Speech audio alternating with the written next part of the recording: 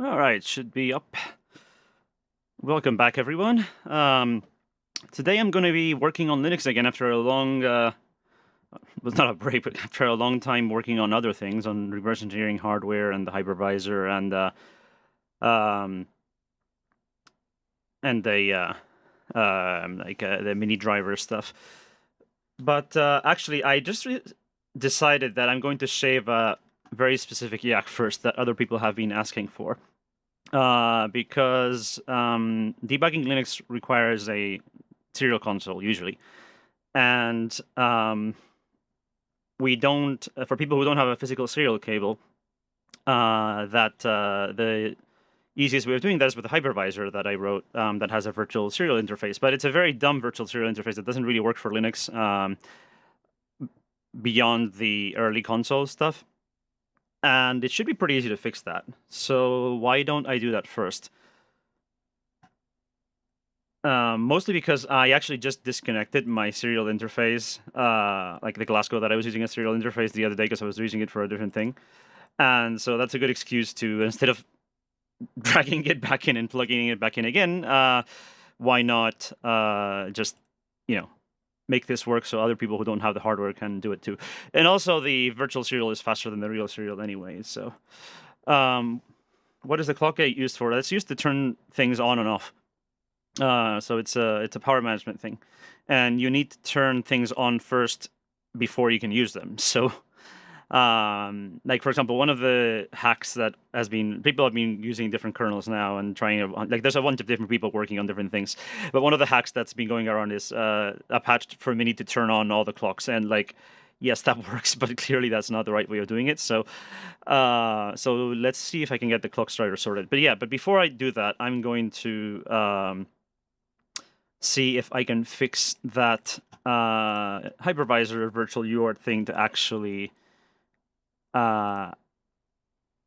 work well enough with Linux. And it really shouldn't be too hard. Like, the current code is very dumb, as you can see here. And so basically, I just want to look at the Linux code and see what we can do. And so I'm going to open up the Linux driver, which is, it's actually a pretty old one. Drivers, TTY,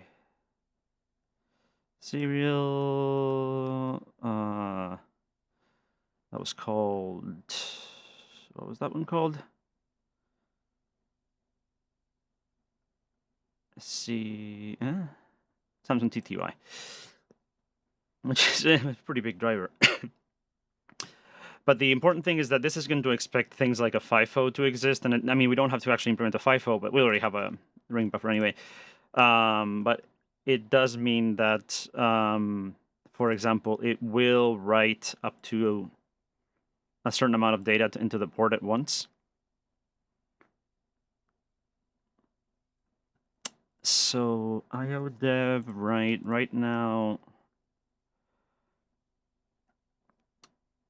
will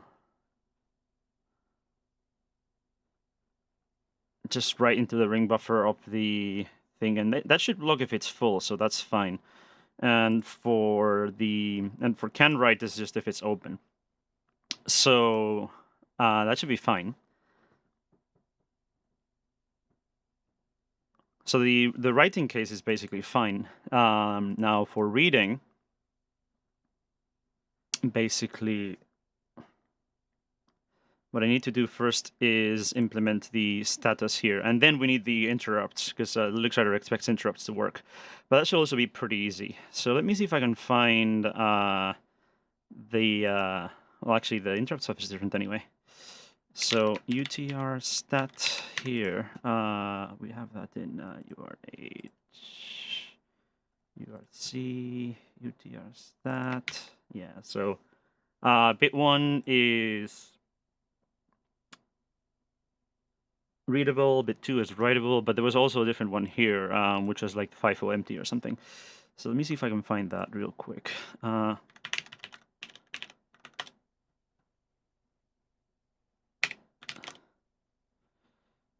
Should work. That's the super old original Be nice if I could download this. There we go, much better.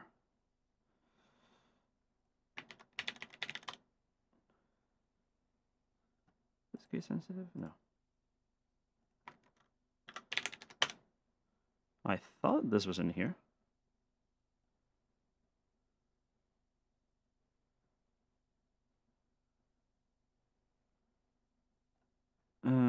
Hold on.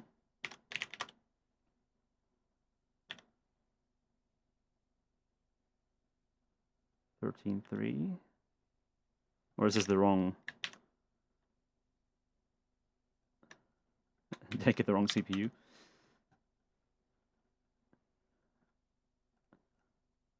A 24XX, sorry, not 25, 24.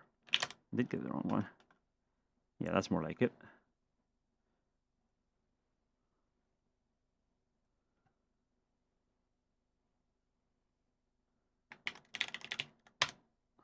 Yep. And so that has, yes, transmitter empty, transmitter buffer empty. In fifo mode, integration text different set 00 empty. This is 5 instance. Yeah. Yep. So we need ufstat for one. We need more registers. Short regs. Ufcon. We need ufstat. Which I know we need.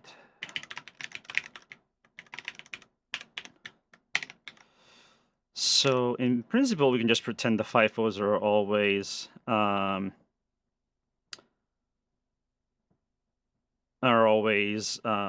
empty, basically. So that's fine. The only important thing is we might need to put something here when there's stuff in the FIFO, in the receive FIFO. I wonder if we can, yeah, I might need an IO dev.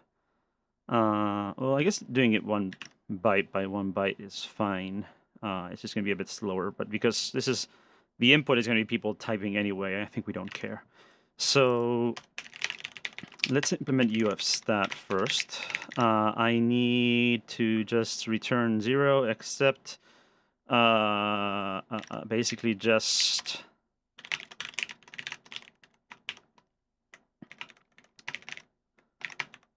IODev can read. We just say that there's 1 byte in the input, and then case urxh, if we're receiving, then basically you just IODev read. IODev read. What's the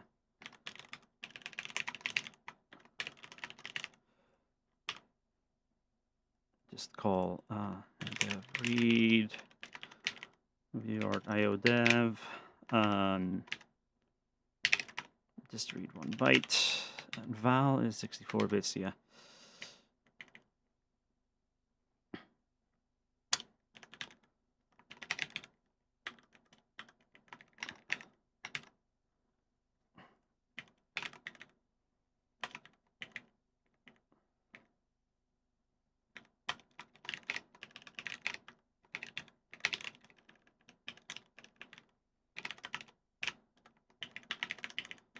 Actually, just put C here.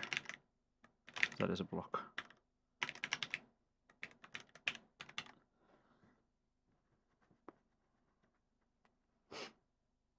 So we implement reads, and then the transmit stat register.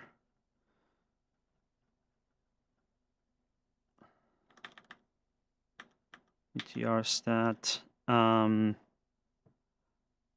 That needs to be like this too. So if we can read, then we set that to 7. Otherwise, set it to 6. We do need a break there.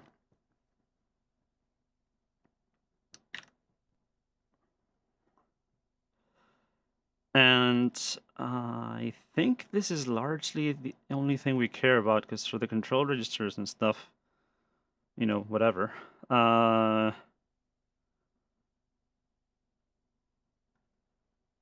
Receive mode, transmit mode.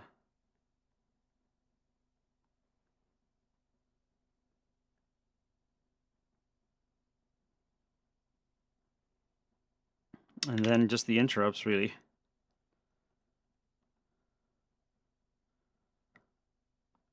So we're going to need a polar.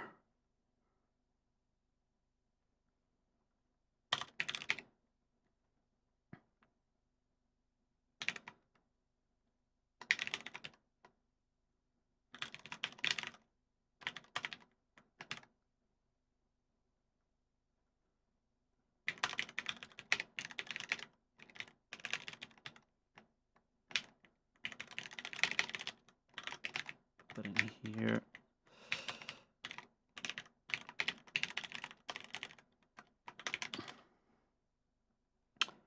And then in the hypervisor main file, we need to pull that in tick.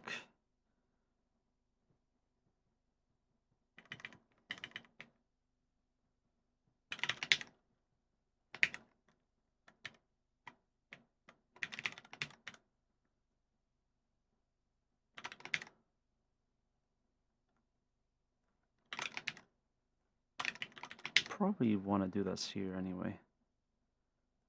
Just every time we access an uart register, we can call handle events.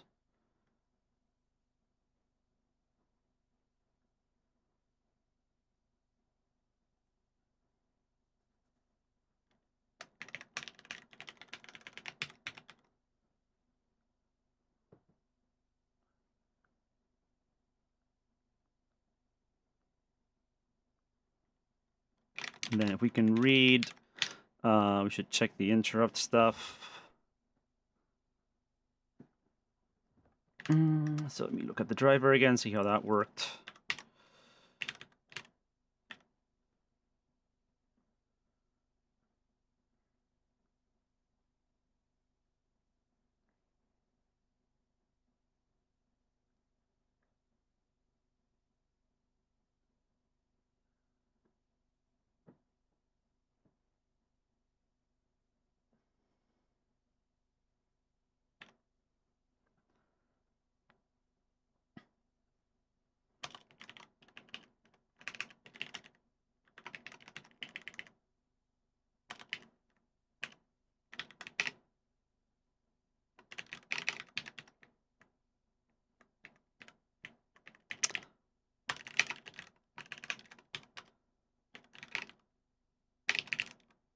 It's not bool. This is a, how wide is that? I think it's 32-bit, basically.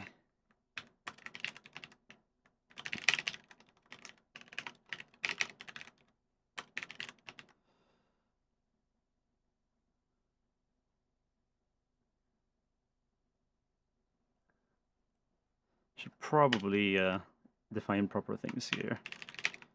Ufstat.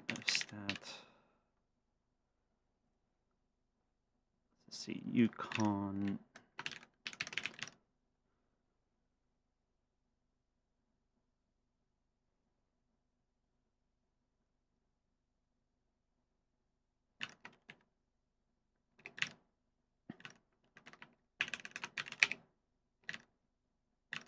And these should be using the mask things that we've used before.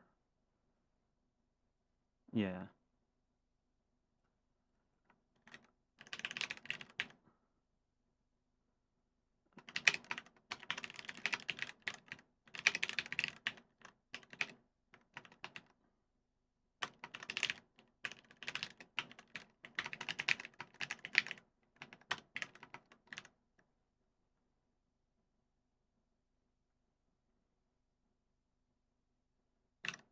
I know these are different from the Apple thing. And then, so let's open up the header file, which is where? Include, maybe not. Include Linux.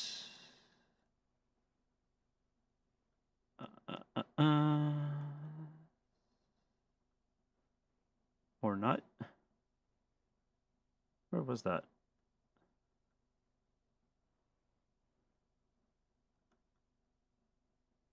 Probably this one, yeah.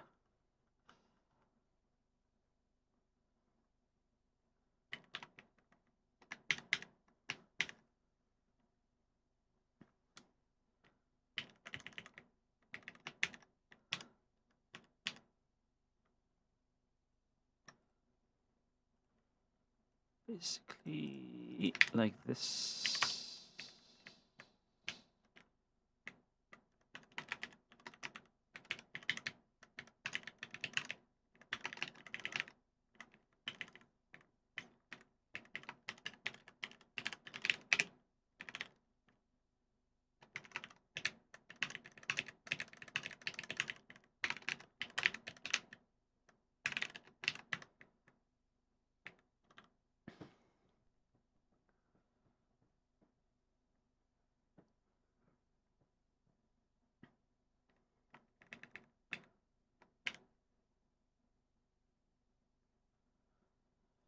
And then that should be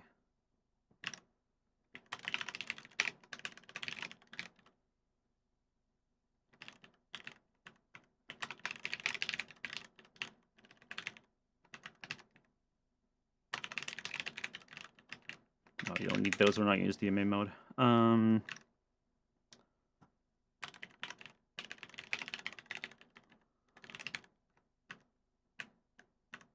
What the hell is that?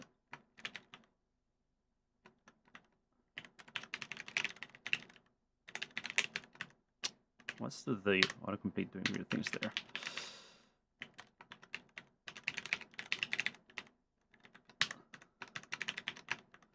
Okay.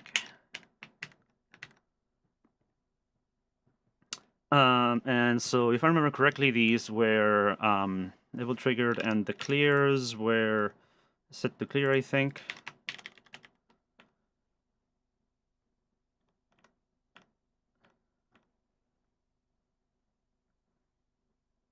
Yeah, Rx section and Rx timeout. Yep.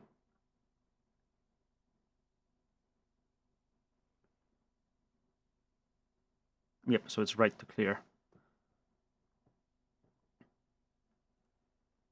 So basically in here, what we do is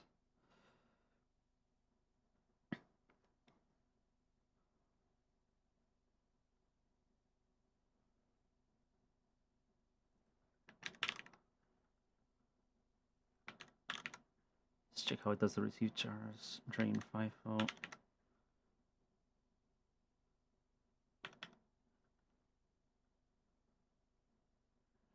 The reads at most 1 FIFO's worth of characters.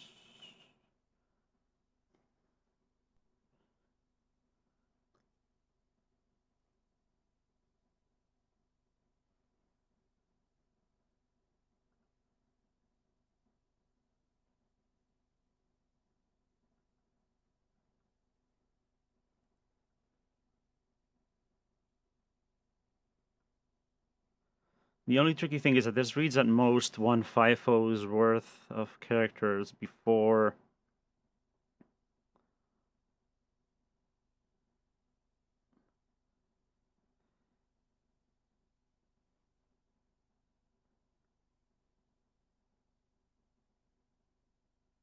Yeah, so it kind of expects the IRQ to trigger again, but that's okay. We can just kind of cheat, and then the poll thing make sure we always set the interrupt. So it'll be level triggered, which is what the original driver assumed. So that's okay.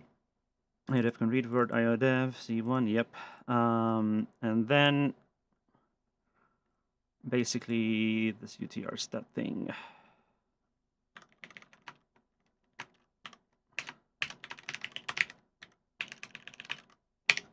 So for UTR stat, we always set UTR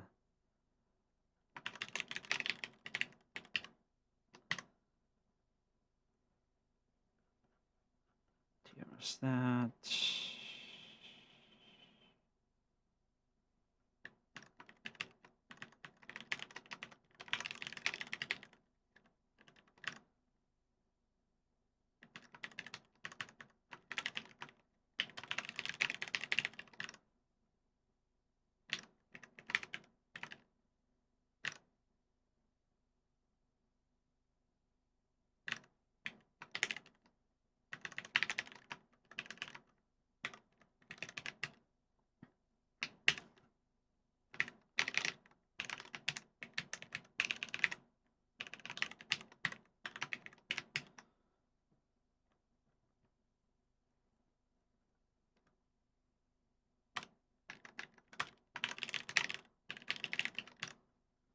ufstat for the FIFO.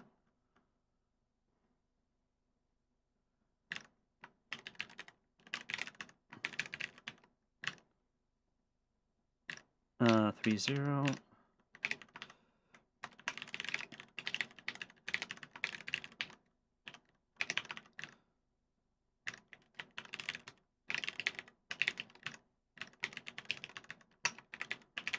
X full is 8.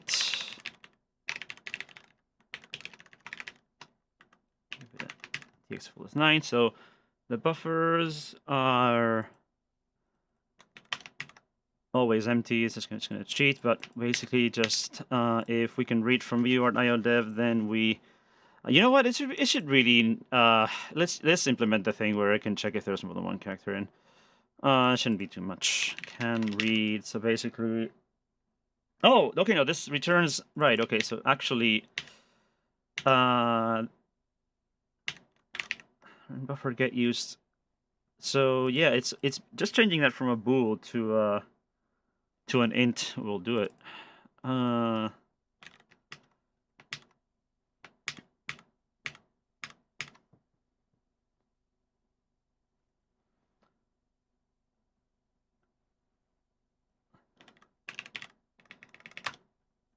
And is that using the io_dev?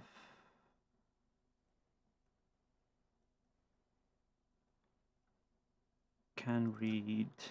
Let's just do it is size t because it's not s size t.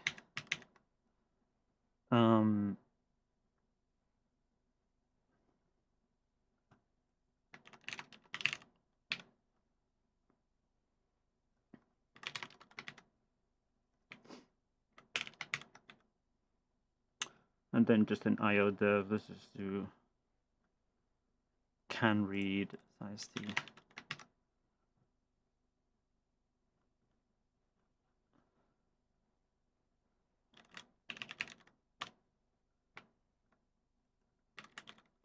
No, well, let's just do a size t for that.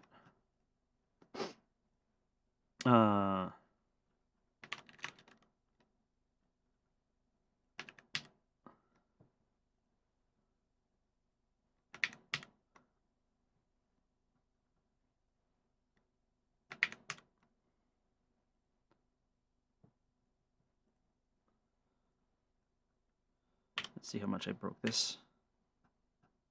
Yeah. io_dev.h can read.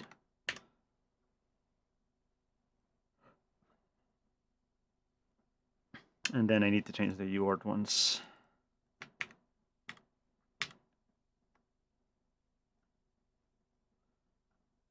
And we can change this to use the runs we just defined here. Urstat, rxd.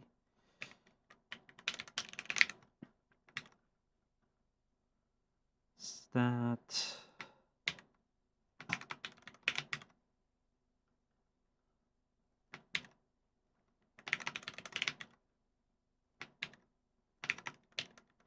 Okay, get rid of that. And the yes, you can read, not read, sorry, can read.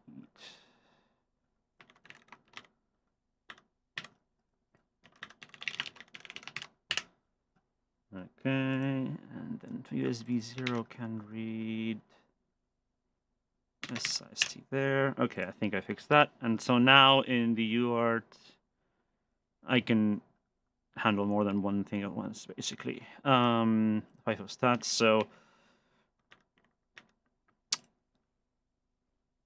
the utils. I need the field prep.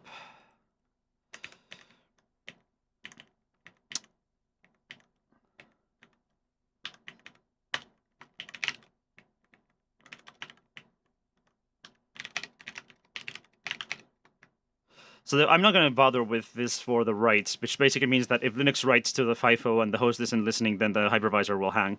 But that's okay. I don't care. You know, this doesn't have to be a nice UART. This has to work. And you kind of prefer that, to be honest. Like if the host is lagging, I'd rather have the guest pause than the guest sort of, just treat it as a busy UART. It's more makes it more linear, which is a good thing for debugging anyway. More serialized.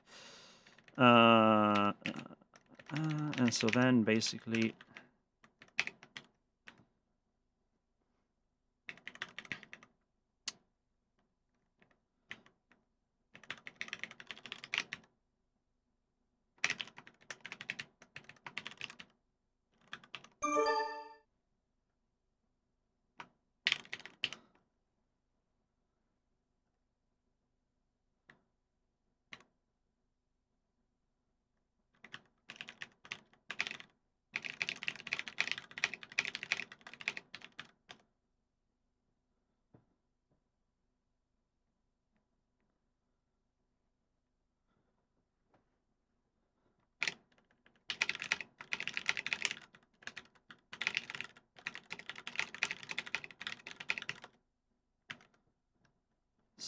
ufstat rx count.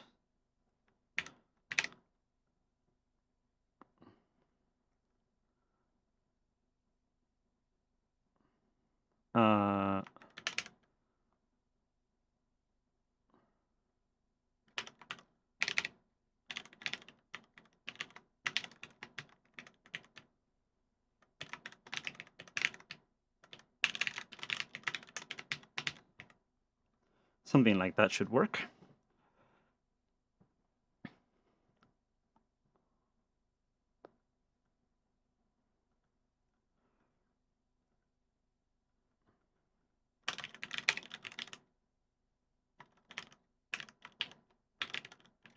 These should really be static.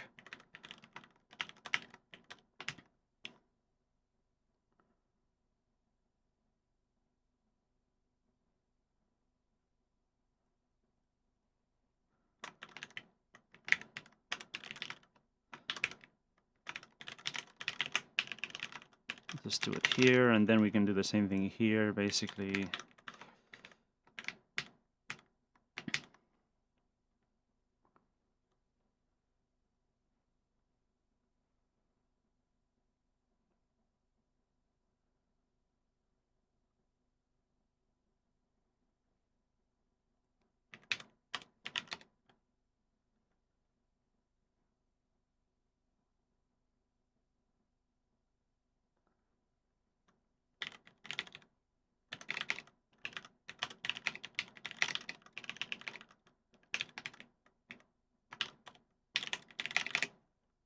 Might as well do it like this.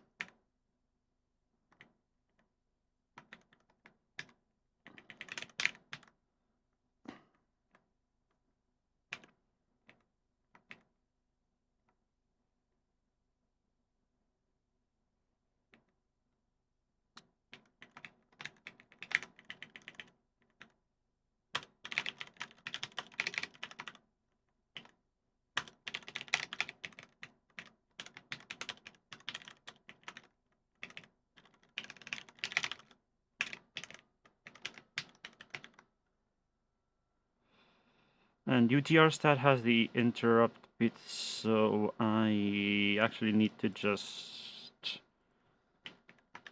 always set those, and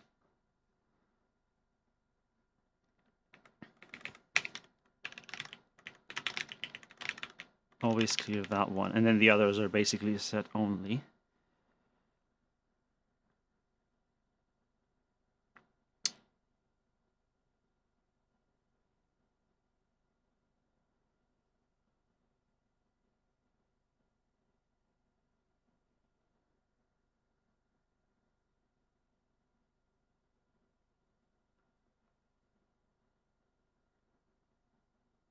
I don't remember if the interrupt bits get updated anyway, or if they probably only get updated if they're on. So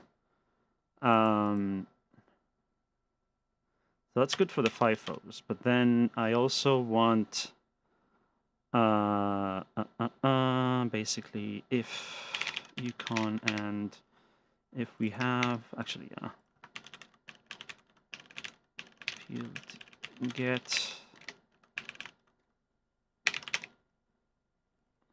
if we have the Rx mode and interrupt mode, then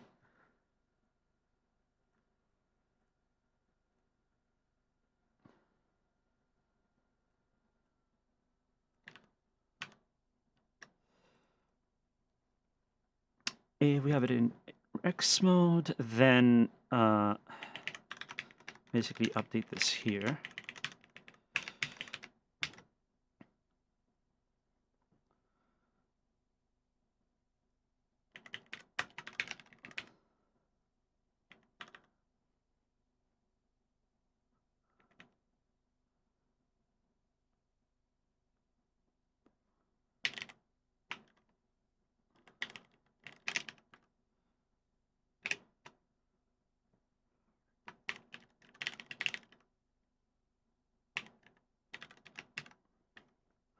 I don't think it cares which one is triggered anyway, so we're just going to trigger the timeout one always instead of the threshold one.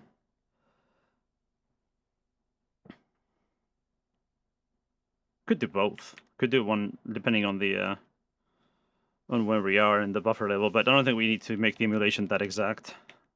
As long as Nix is happy, it should be fine.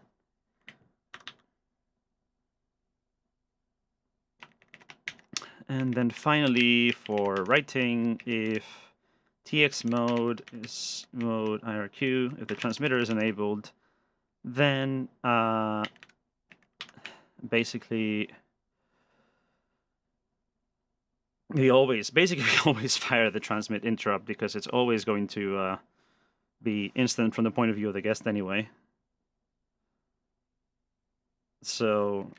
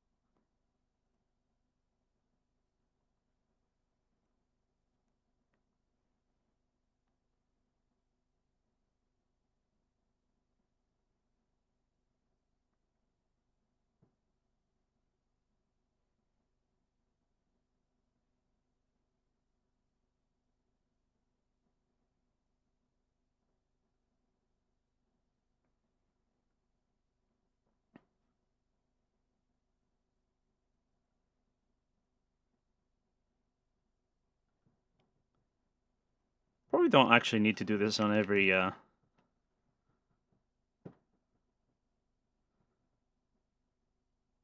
register read, to be honest. But I guess it won't hurt too much. This is gonna be a fairly inefficient uart, but whatever.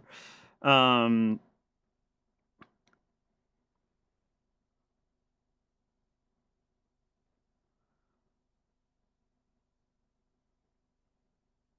think that's pretty much it.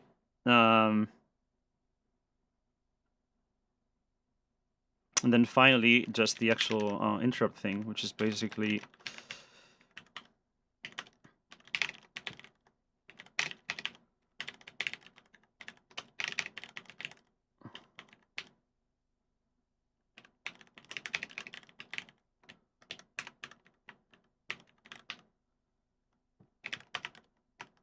actually trigger the interrupt. And so the tricky thing is, you don't have any actual AIC support here right now. So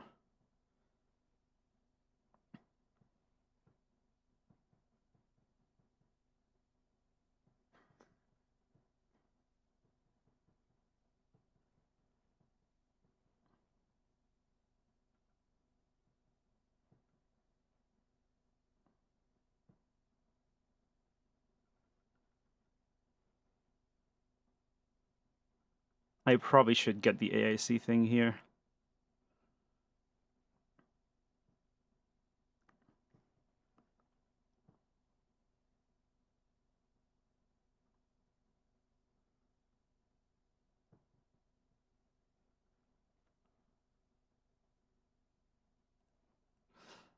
Get mini source.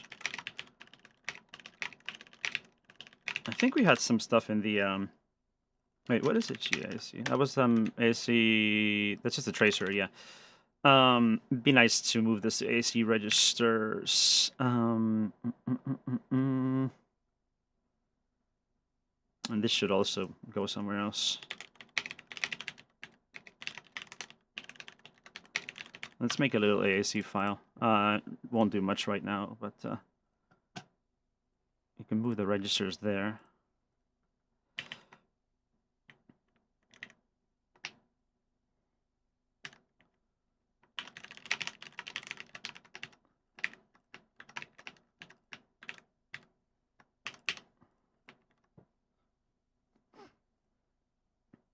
Actually, no, let's go in regs. And in here,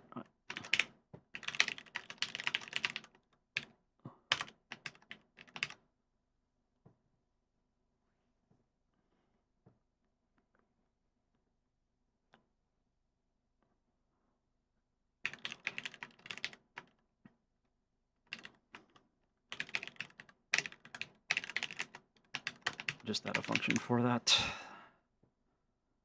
And the interrupt for the serial is also not something that we are currently defining anywhere. I could read it from the... No, that's something that I need to do later anyway. Here in uart, I need to start reading the uart init. At least I need to get the stuff from the ADT. Because this is a bit of a problem. Because it's hard-coded and it's going to be different than other chips. But I can come a bit later. For now, let's just do the this kind of thing.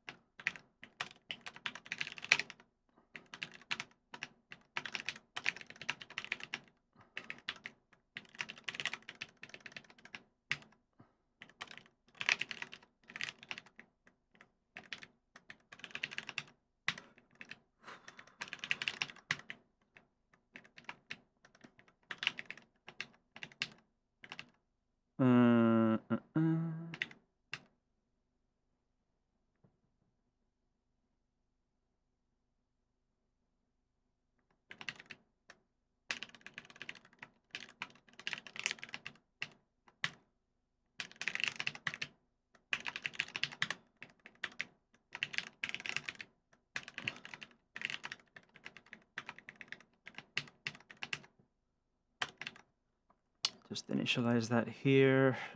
It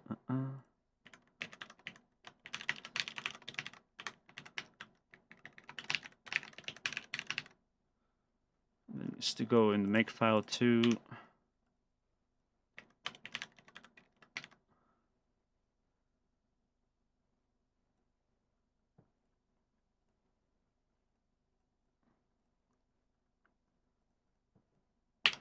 And then the AIC hardware stuff, Linux had defines for that.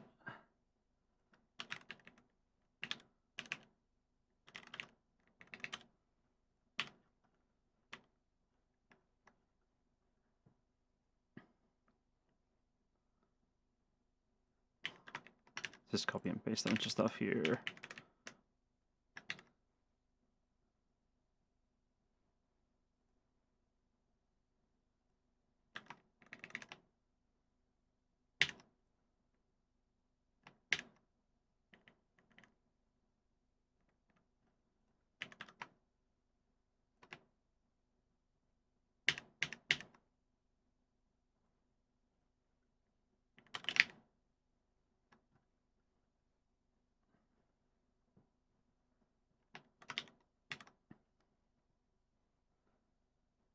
And I guess for this kind of formatting, it makes more sense to do it like this.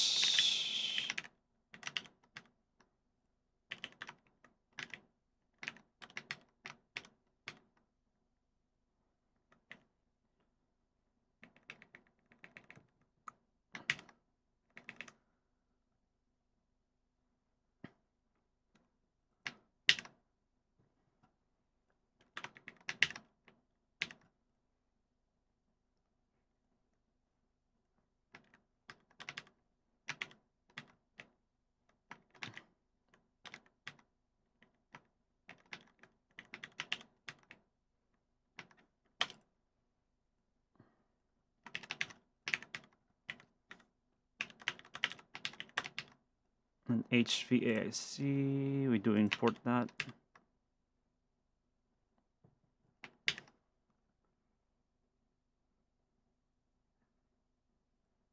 Oh yeah, this is already a thing, so let's just define it as an extern here.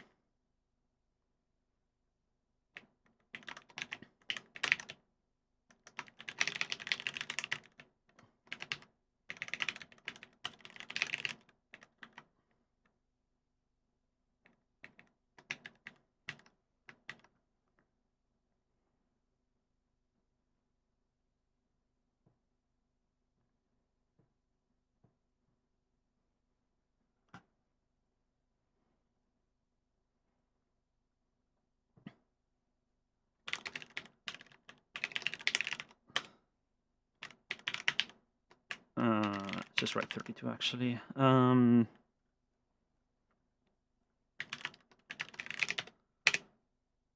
Let's see, software set plus mask reg RQ.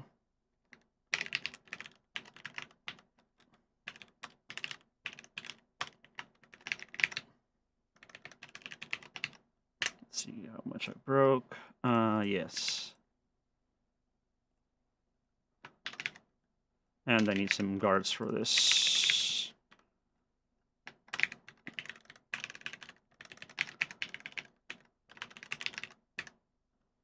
I probably need ADT up here.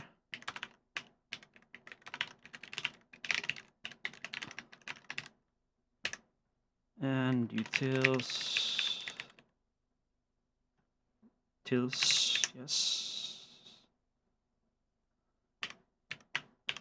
And some parentheses there. Can read RxQ, that's what I called that. Okay, that builds. And then finally in HVV uart here, basically just say if any of these is done, AAT set software.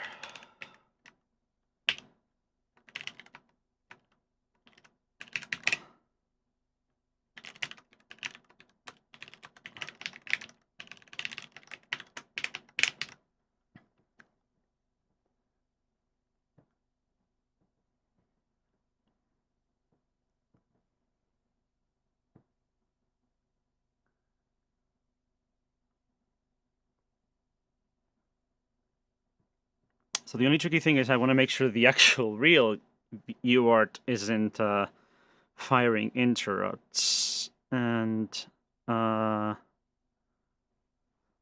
can probably just clear that here.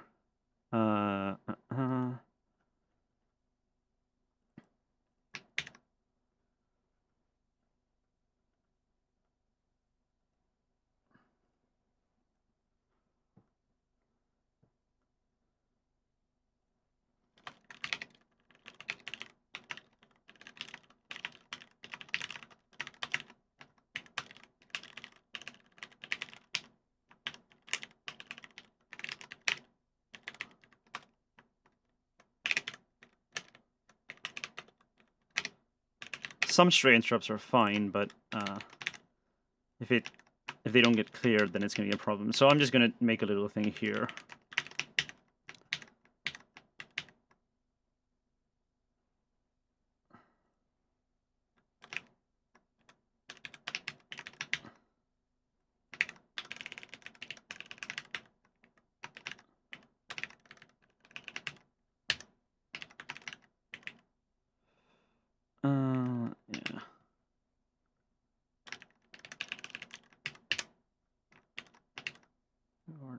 Yeah. uart.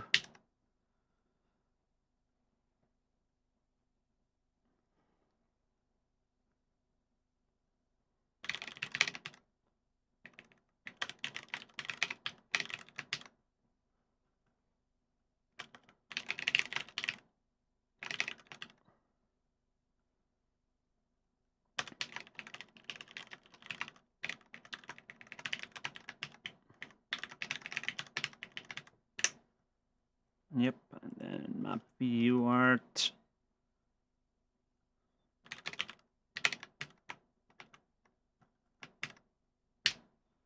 Okay, and then finally in the proxy, make that in there. Nice, you set your queue. Huh?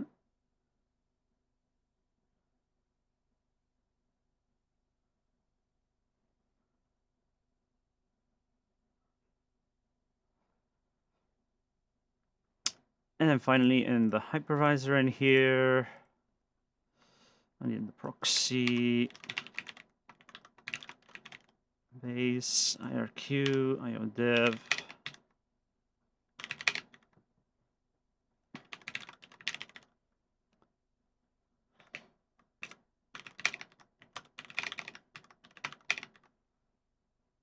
I'll just hardcode it here for now. What was it? We have that in DTS. Hopefully it should be here. Yes, 605. And eventually this will be pulled from the ADT or something. For now, this should be fine.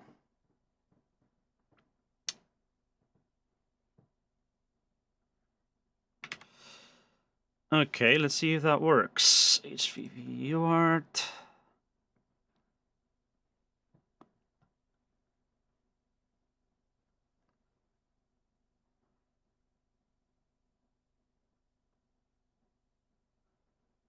Okay.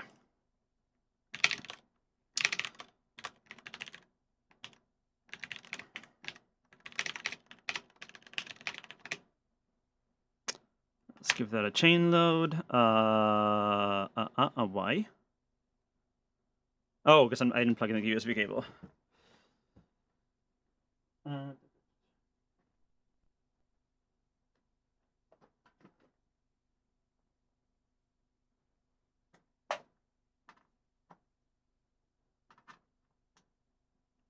Because I was messing with things earlier and unplugged it. Okay. I don't even know what Linux build I have here. This is some. I probably have some ancient build here. I don't know what tree this is. Yeah, that's like the next page, but I don't think I've even built this. So let's see. Let's just run it, see what happens. So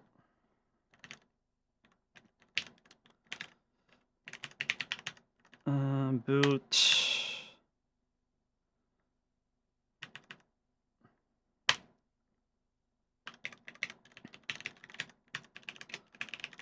Build mini Marco.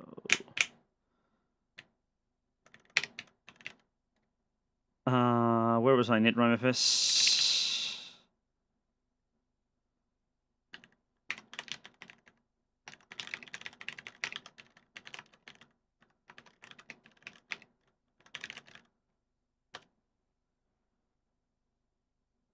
I was using... That's a lot of stuff in there.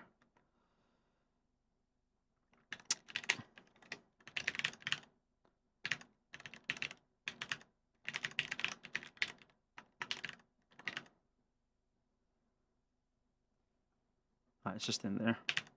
Yeah.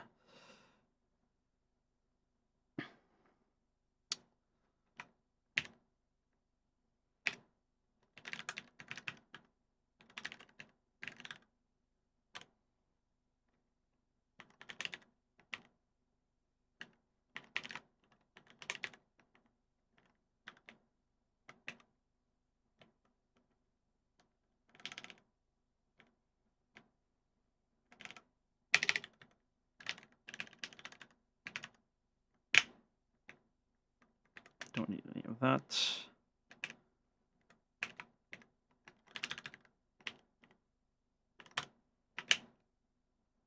Okay, let's see what happens. Yes, the DTV, sorry. Good point. And the order is backwards here. The image needs to come last.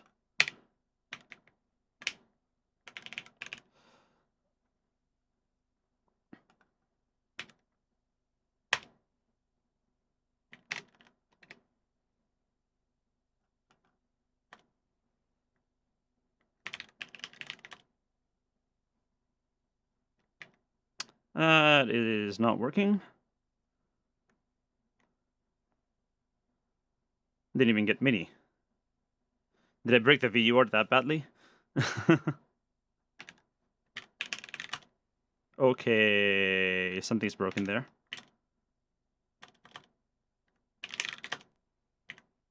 The hell was that? I think that... Oh, I didn't scroll back. That's something, but that doesn't look right. Why didn't I even get mini stuff?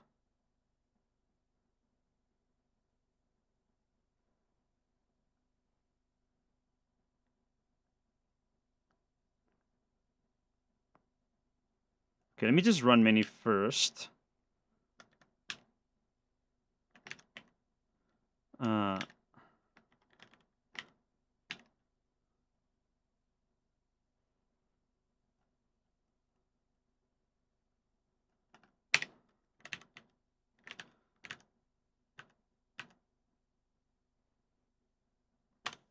Also, I need to remove... Well, the USB isn't in the DTV yet, not this one.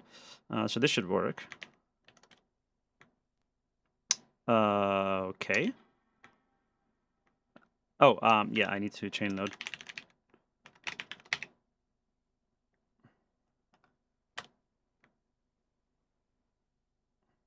Okay, that's clearly not working. How did I break it that badly? Yeah. That doesn't make any sense. Am I not mapping the uart? I might not be mapping the uart. No, but I am. So let's do that anyway.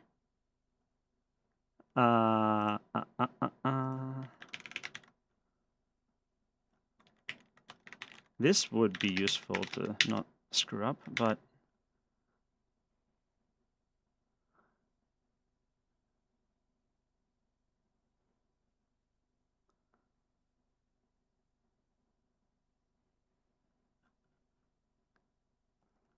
Did I do the poll thing here?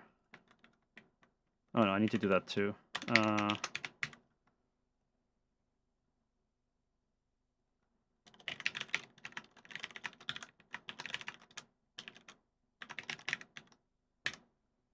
But that's not the problem though. Okay, clearly not happy about that.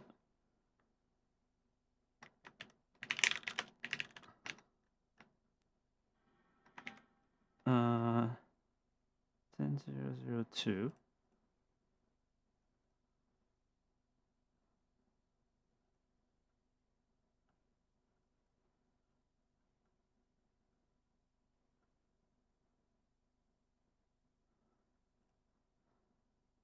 I think I did break this pretty badly. That's UTR stat.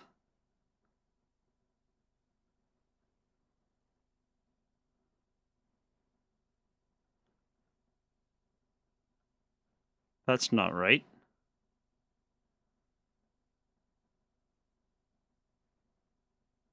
Oh, because I'm not calling update IRQ here yet. Yes, I am. Hold on. Hmm?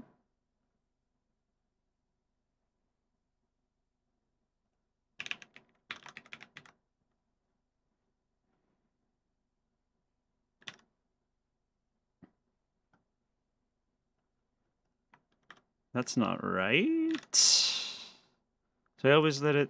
I always set the TXP TXC. uart regs.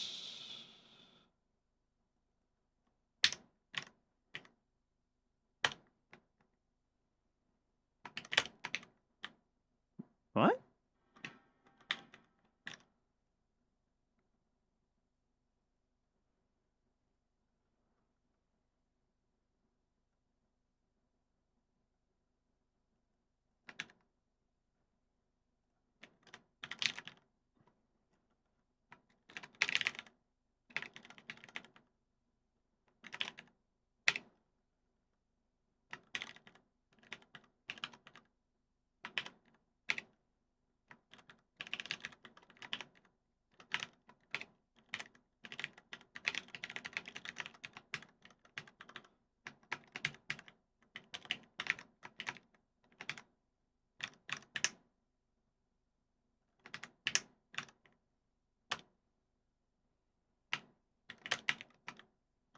Why is everything 0?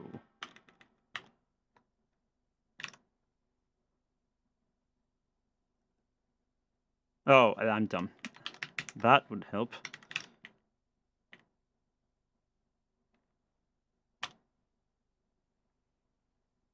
Aha, that's more like it. Yep.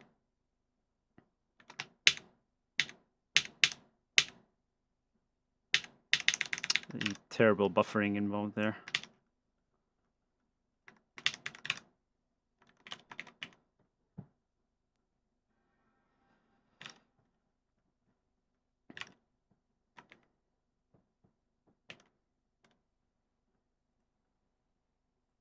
Cool. That works. And so here's an interesting question: is can I run the shell? Mini proxy client tool shell.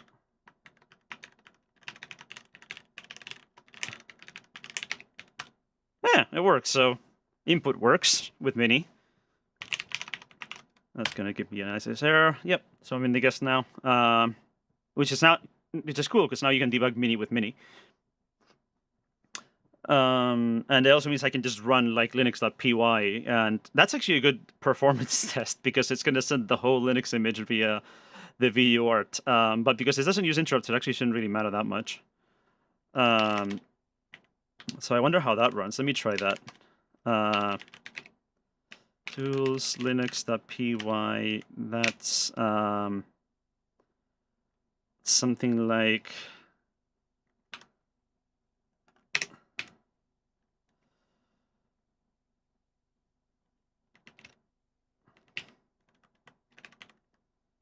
Just do that.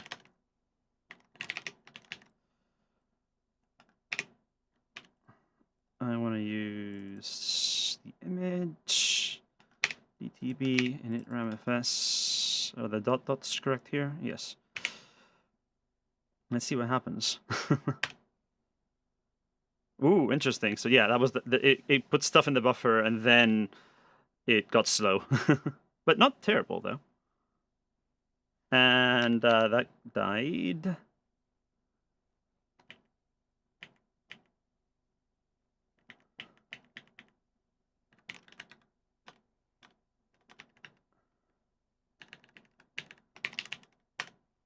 Oh, but it's still alive. I think it's just some dumb timeout issue. It was waiting for memwrite. Oh, yeah, because the buffer on the other end. Yeah. That's just the giant buffers we have.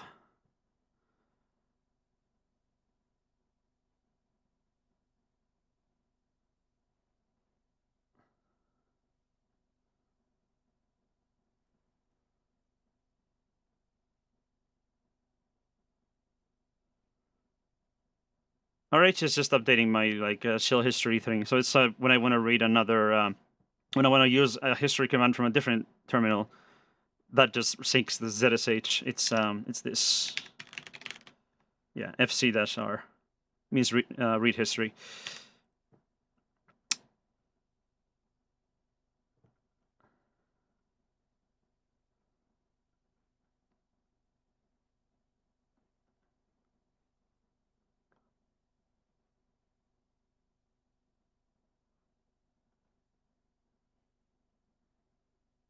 Yeah, so if MIDI implemented the receive FIFO stuff, that'd be faster, but we're not doing that yet. You know what? Let me just do a little quick hack, because this timeout thing has been a problem for a while now. So why don't I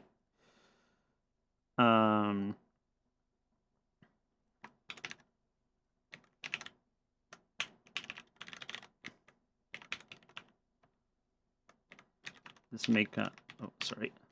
Just make a little environment variable for that.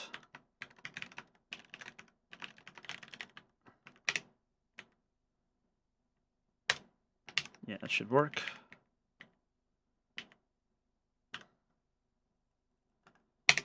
Device basic. Yeah, let's see what happens.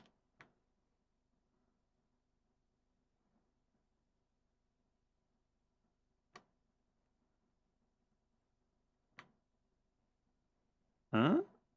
That did not actually do it.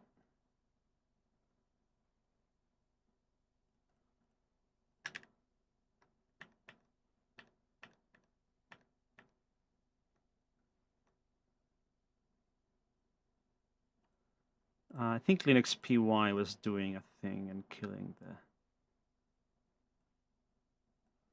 the timeout. Or not. Or setup.py was doing that. Or not. That was in Bootstrap port, which is in utils, was it? Yeah, this.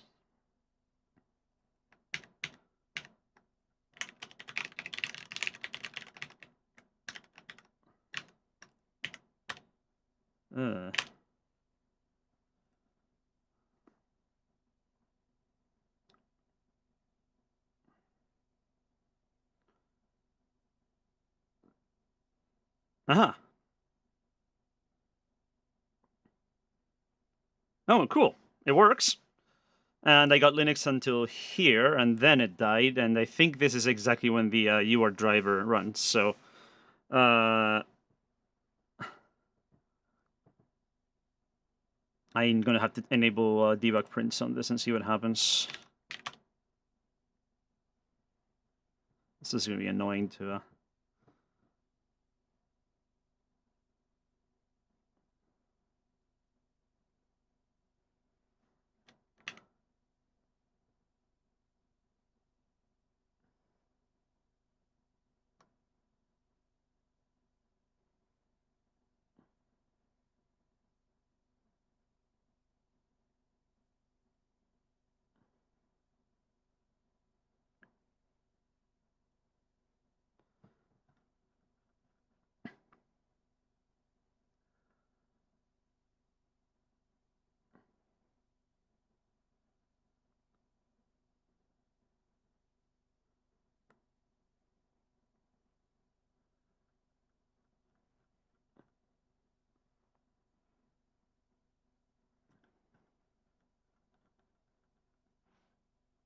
I think it's actually supposed to duplicate the the output for early con. Although I didn't pass the options here though. So just reboot. And let's switch to doing, now that I know that loading it like that works. Let's do it that way because it's easier. So,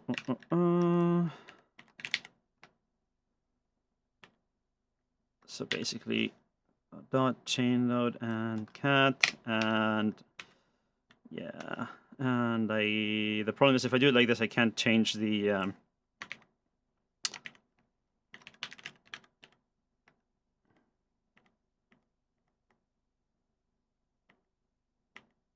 boot args.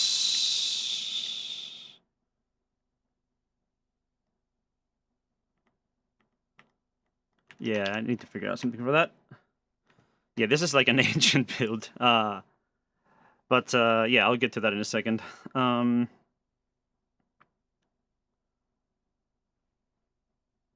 So I'll just enable the uart prints and see what happens. It might be just waiting for an intro that doesn't work. It might be this AIC thing is broken.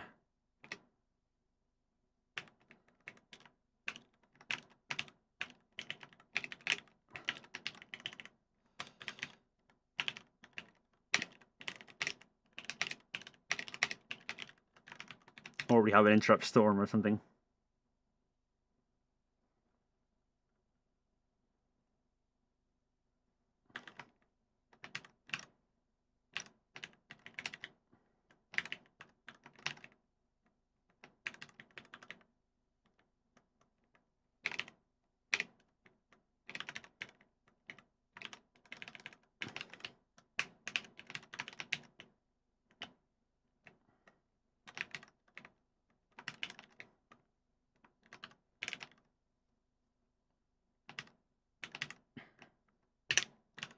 Let's see what happens.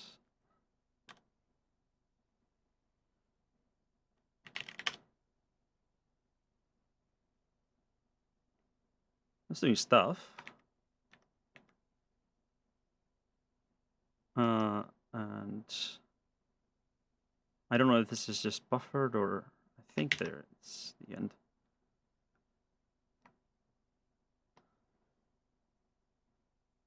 Oh, do it and yeah, it keeps setting the IRQ.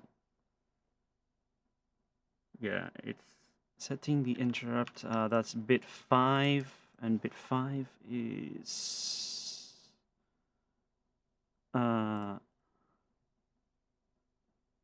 TX threshold.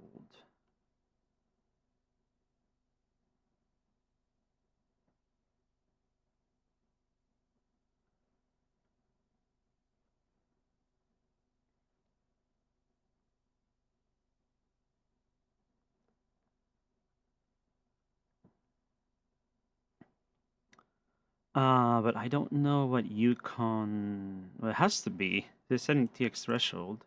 Oh, but I'm not clearing it otherwise. Oh, that should be clearing it though. Right. Oh, but I'm not doing that. Oh, that's why. Yeah, I haven't implemented UTR stat. Right. That's what. That's why. Write to UTR stat and equals not of val and these interrupt bits.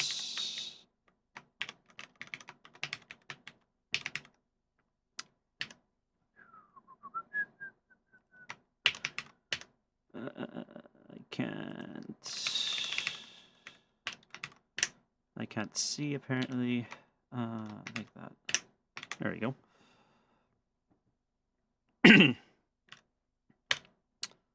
Let's reboot.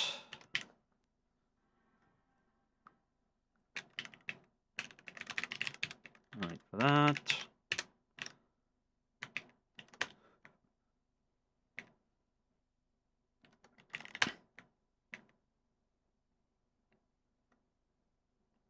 Let's see where we go now.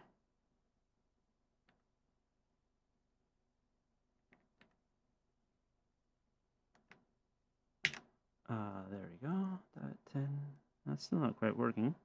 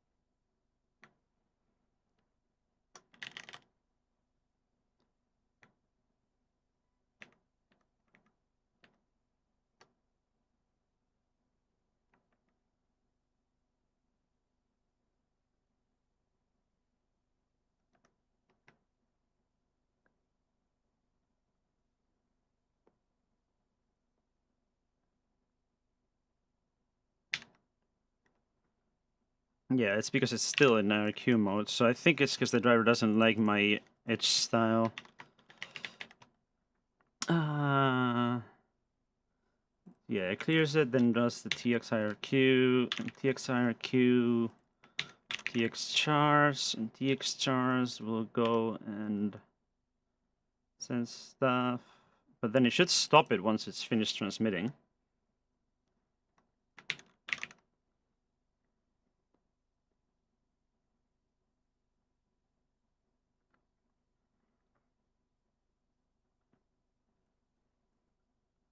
Oh, Yukon TX thresh. Okay, so it needs that bit too, that's why.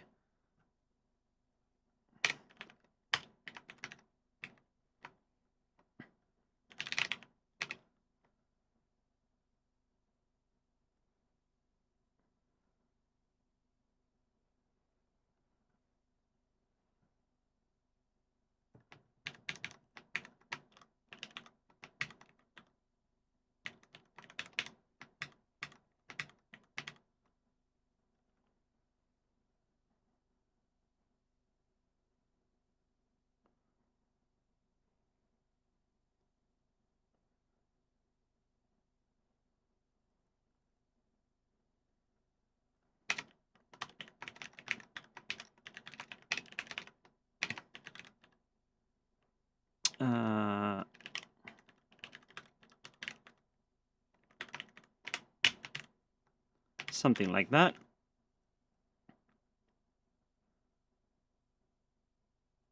That might work. I don't need the dash S. The test cycle here is so much faster than with Mac OS.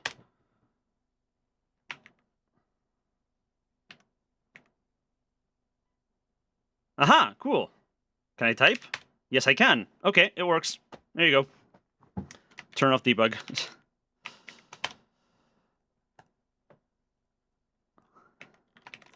This is too much debug. So that was pretty easy. And thankfully I finished shaving that yak before the stream is over, so now I can get to what I was actually going to do. But this is going to be very convenient for testing, because that way I don't need the serial port anymore, and it should be a lot faster, especially now that I got rid of the debug. So let's just reboot that.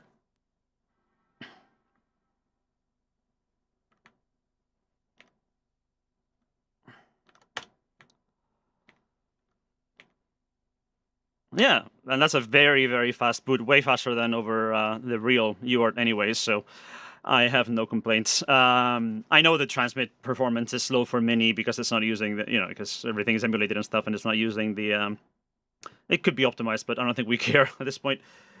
So cool, that's all good. So what's vUart? It basically, I'm running Linux in a virtual machine that I made for macOS, because debugging is easier that way, and because that way I can use the serial port as a debug port for Linux without Linux having a serial driver. So it just makes life easier.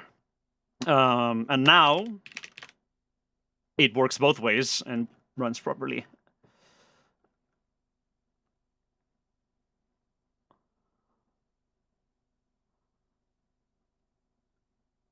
Yep, I'm running Linux in the hypervisor. Yep.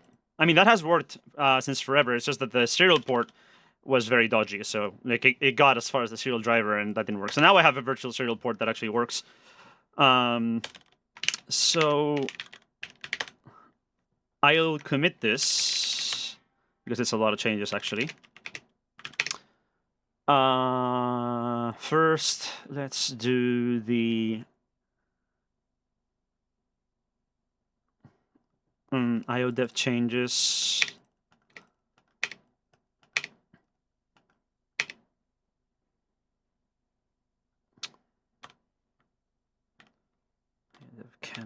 Can read. Oh, I need to format this. I'll fix that later.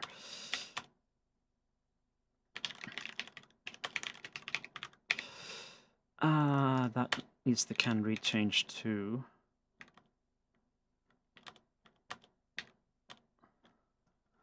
And I think that's it.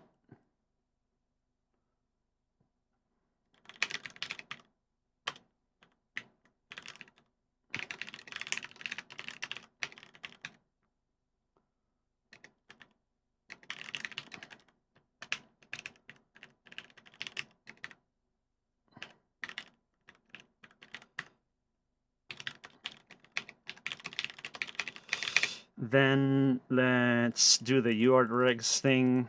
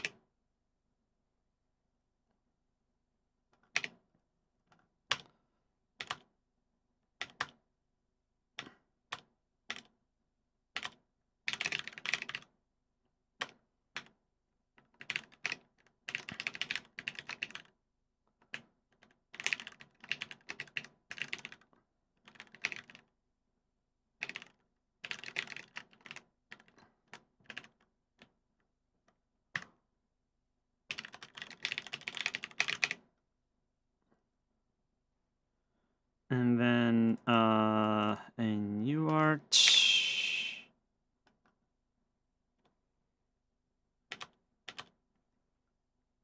I think everything else can just be done all at once.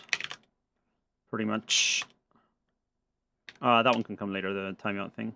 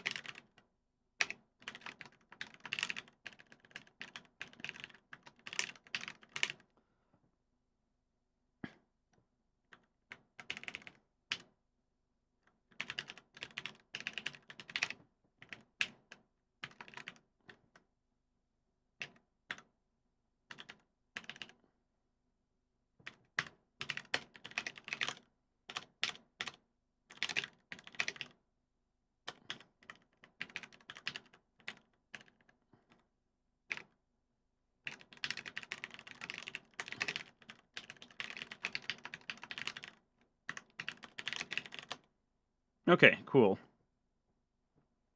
And then I need the that amazing hack. Yep. And they can push that. Another thing I had locally earlier is I reverted the CPIO stuff for the SIP firmware because we decided we're doing it a different way anyway, and I suspected that could cause some issues. So that should be enough. Okay, I'll push that.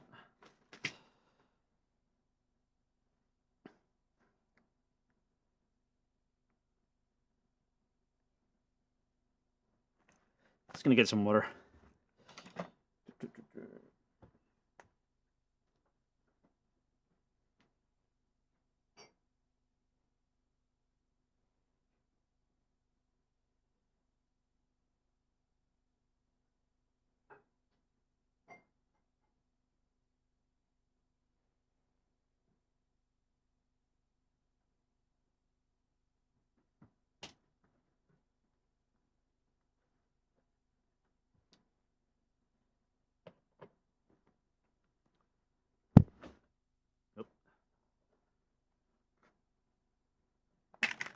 All right. So now actually I can do some Linux dev. So first of all, let me get a kernel tree that isn't ancient on here.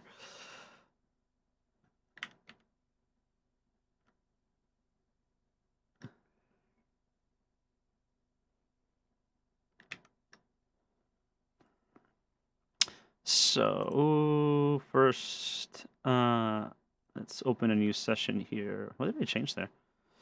Hopefully nothing. Yes, discard. So go on Linux. Oh, well, this is where I'm going to run things. That's the shell. Let's do this. So git log 514.066. Yeah, that's fine.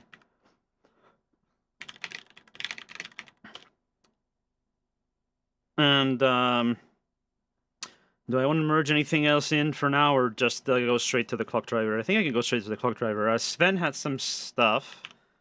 Let me find the talks. Just give me 1 second.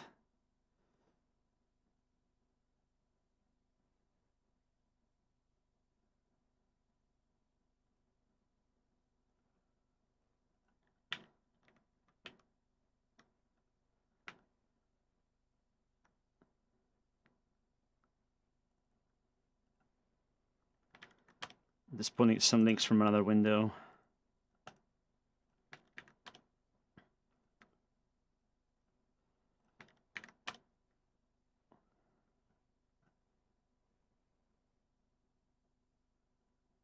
So basically, what we have is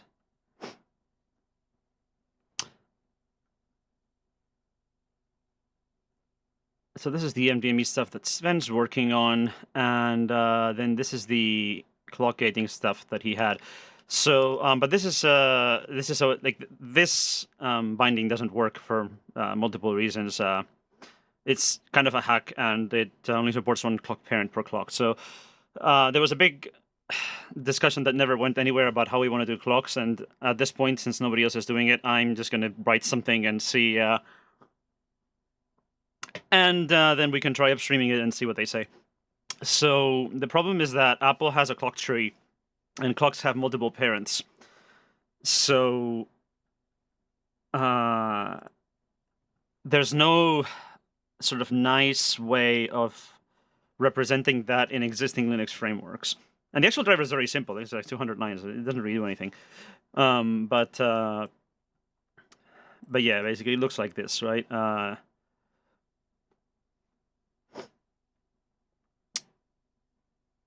Like in this one, it's got 3 clocks, and then it defines the parents for those.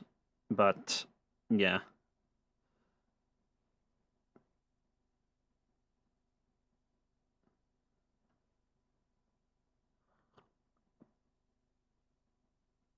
So in this case, you have a 3 clock chain to get to the UART clock.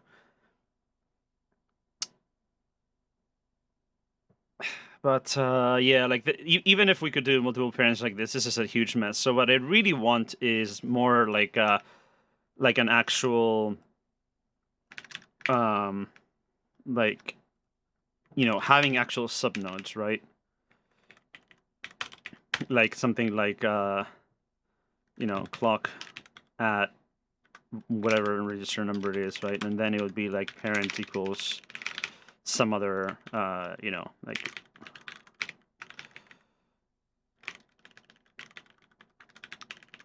And the problem is that there's no nice sort of Linux, framework that does this right now. And so the question is going to be, if I just do everything internally in the Apple clock driver, is someone going to want to turn that into a framework at some point? Because there are definitely other socks that would benefit from this and that aren't currently doing the right thing. But yeah, I don't know.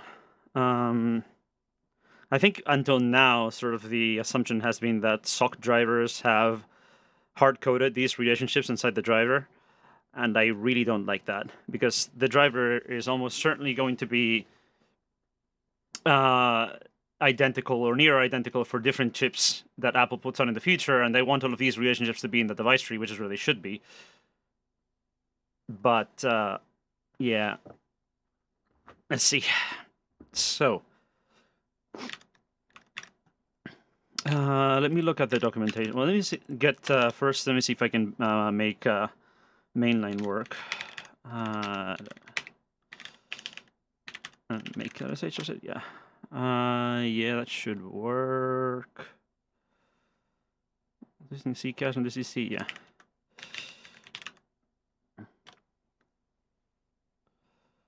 Probably gonna need a bunch of old config stuff going on here. Yeah,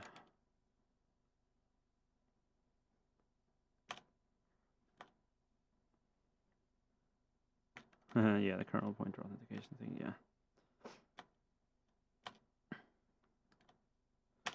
Spark from drivers. Okay, I think defaults are gonna work for all of this.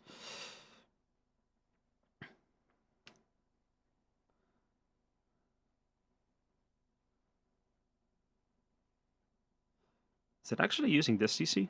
I'm not sure. Doesn't look like it. It's pretty slow. Or is it just because I didn't... yeah, that... still, though, kind of slow. But anyway, this Ccache should take care of most of this anyway, so... It's not going to be as bad as when I was building stuff for the first upstreaming series that touched a bunch of core files that, you know, every time I touched them, half the kernel got rebuilt, so... Well, this config apparently does have a bunch of crap. No modules, though, right? Everything is built in, I hope. Actually, let me just do a mini config. Kernel features. Yeah, no modules. We have a bunch of random drivers that I don't care about, apparently. Thermal's fine. Ping controllers, you need some of that later, but I'm pretty have mailbox things enabled too, even though, I don't know what this config came from, to be honest. I don't think we need UEFIO. And,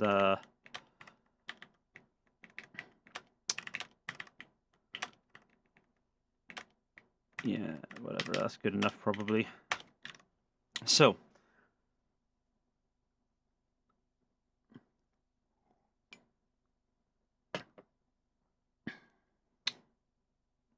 let me look at the clock framework again and see what other things they do. Oh, this one failed.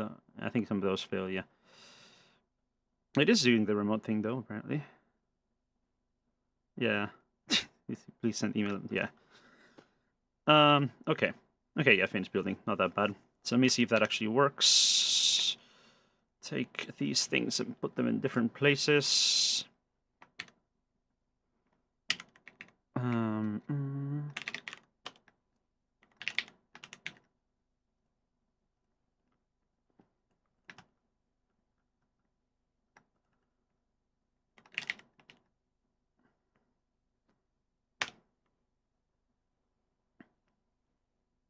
Yep, works fine. And this is the new one. Yep, 5140RT6. Good to think to see things haven't regressed at least ever since the update.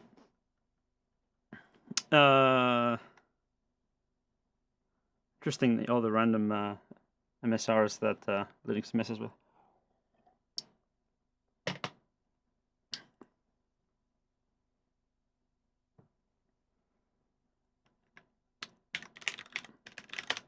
I do like my test cycle here.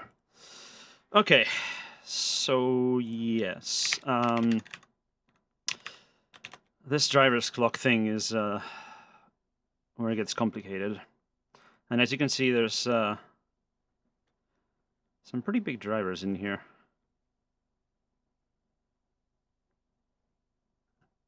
For example, let's see what this one looks like. Yeah, see, like, they all have structures with the gates built in and stuff, and I just really don't want to do this. It should be in the device tree. So what I want to know is, when we reference clocks, oh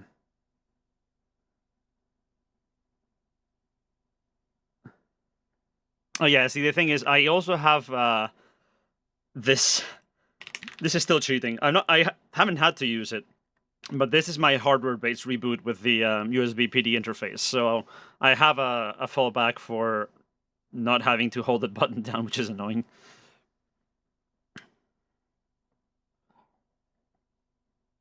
But yeah, no, it's been working pretty good. So.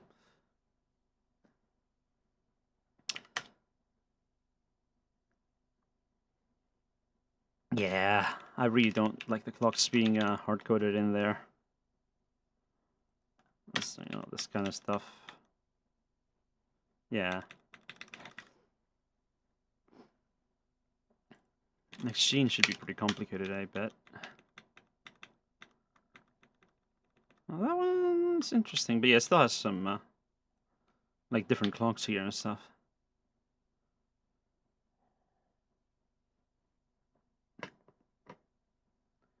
Yep.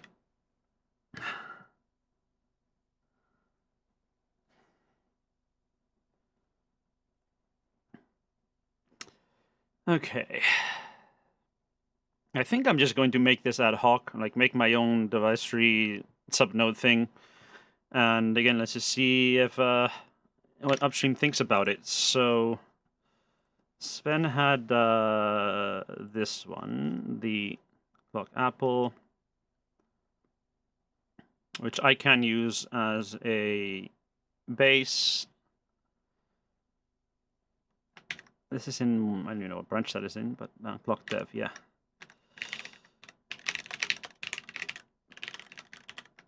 Let's get that. I do have that, I'm pretty sure. Where? Huh? Yeah, it's just, oh, that's origin, yeah.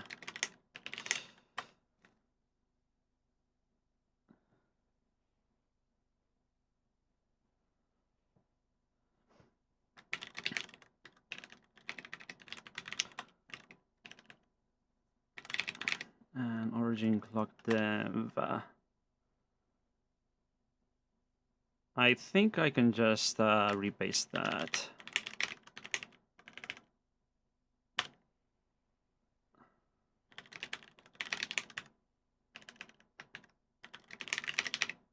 Is it base next? What I had it? No. Next base. Yeah, should be fine like that.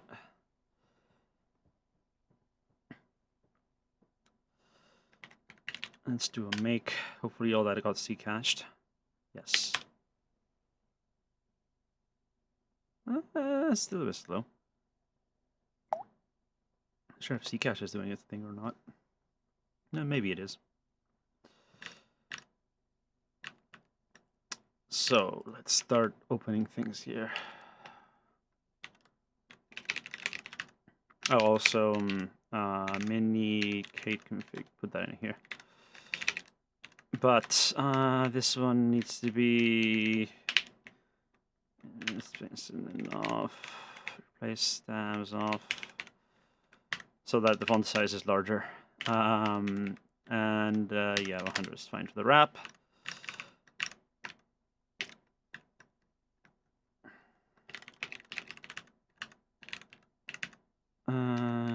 Clock, apple, gate. Yeah.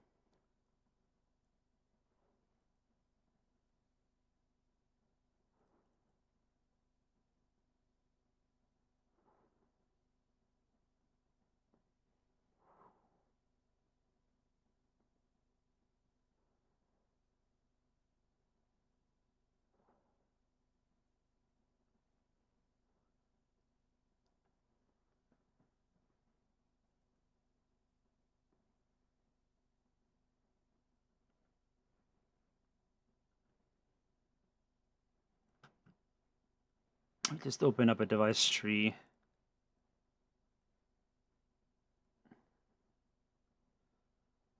Something interesting.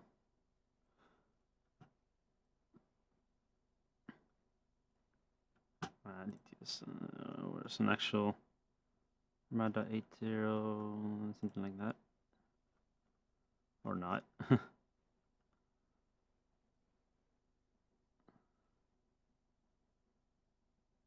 CP1 something. Okay, that's a lot of, come on. There we go, that's the main one.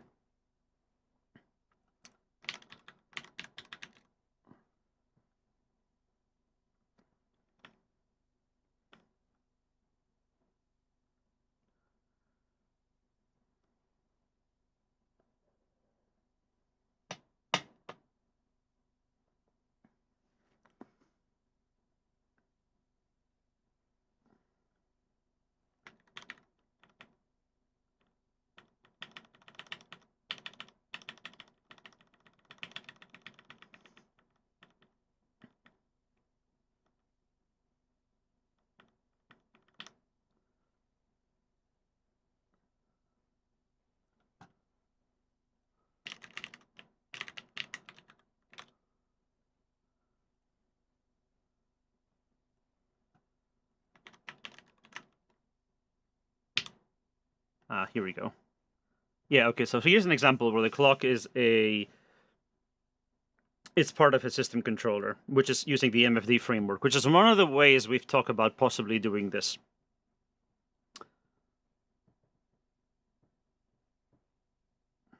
So that's a good example to look at how they're doing it. Because we might be able to just use the MFD framework. This is basically the same thing I want to do, except instead of it being one clock, instead of being one controller inside the MFD, it'll be one block per clock.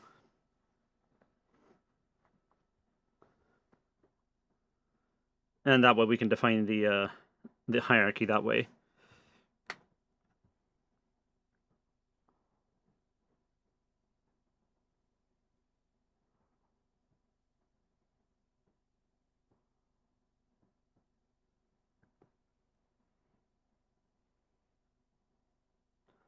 So this is using, yeah, simple MFD syscon thing.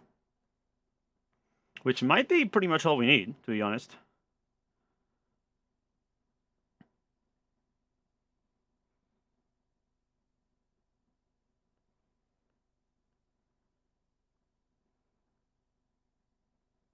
Let's see how this CP110 clock is declared.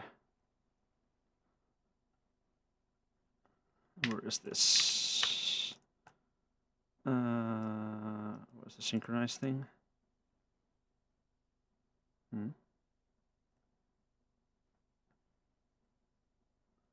That.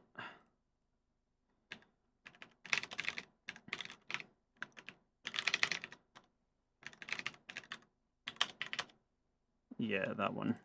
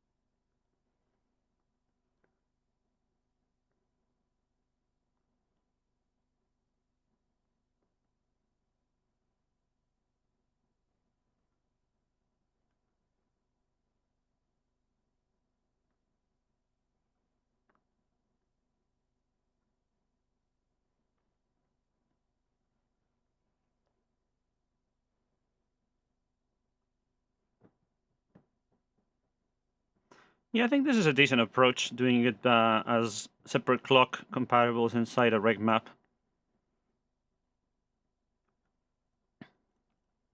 So let's try doing it like that. So let me make up a DTS first.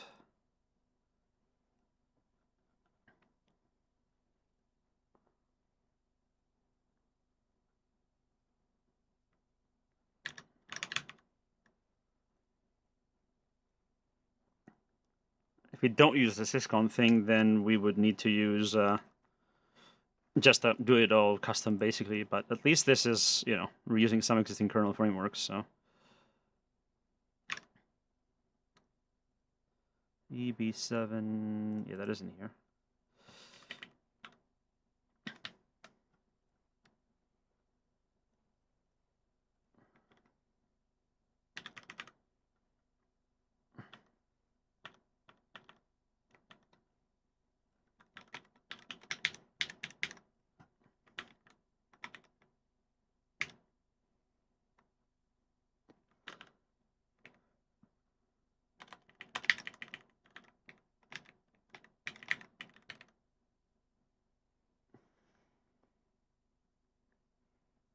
Can I just define this here and would it wonk up?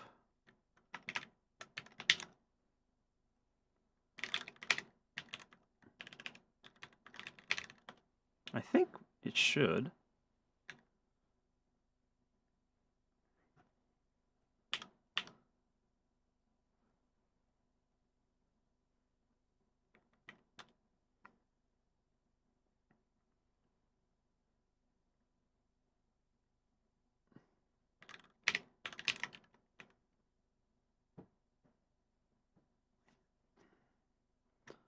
And where's the index? C1, C0. So let's just say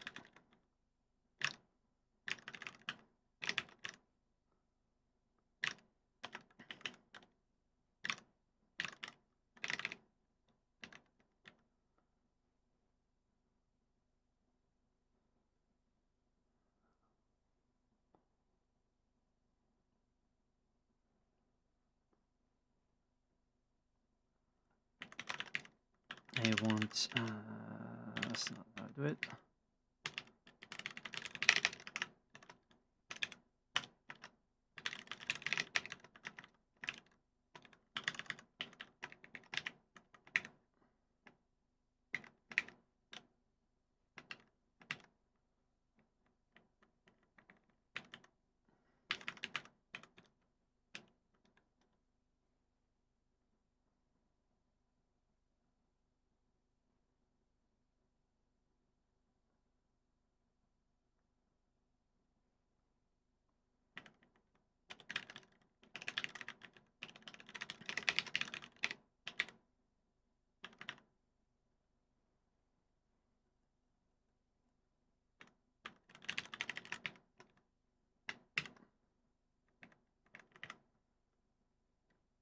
And then basically I can just set the parents like this.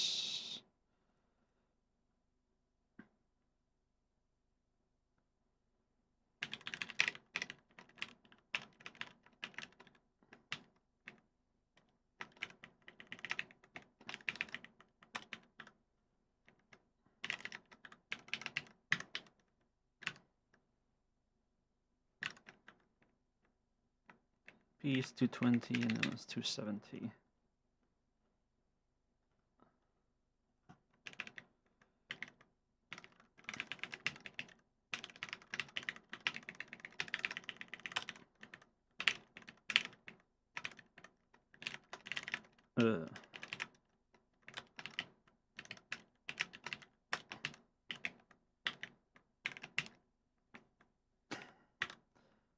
Basically this, I think this makes a lot of sense.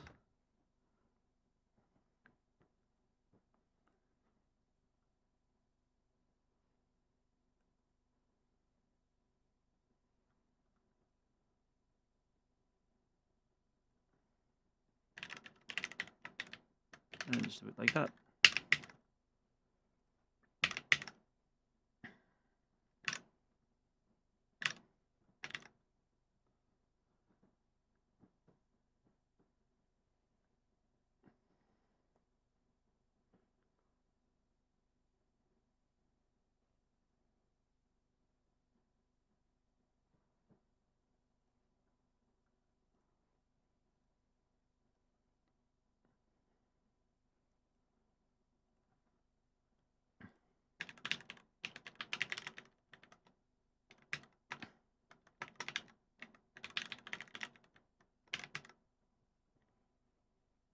And so then we want to do the matching kind of the same way they do it here.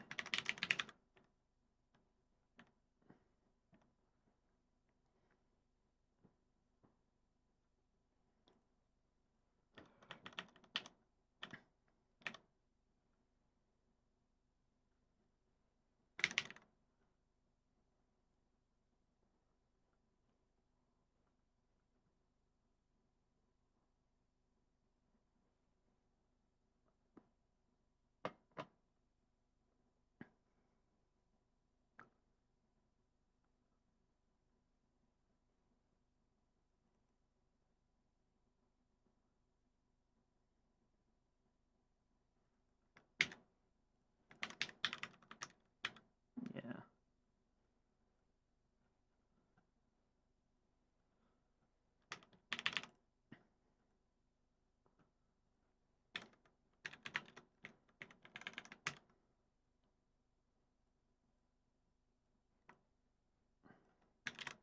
I call them clock gates, not gate clocks.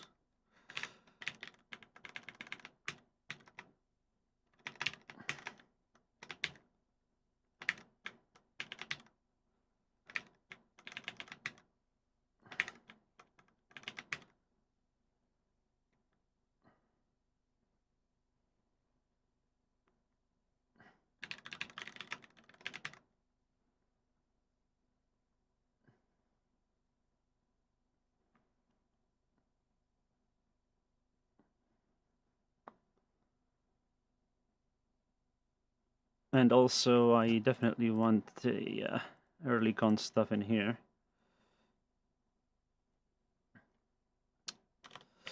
Chosen. What was the? I forgot what the boot args thing was called.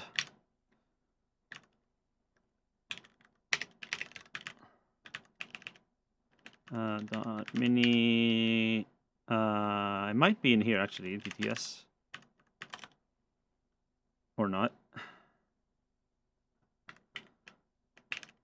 It was in source Linux. kboot.c. Linux. It was bootargs, okay.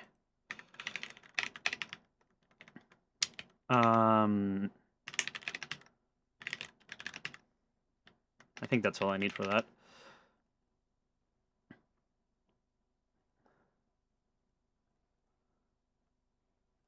And so now, let's look at how the probe works here.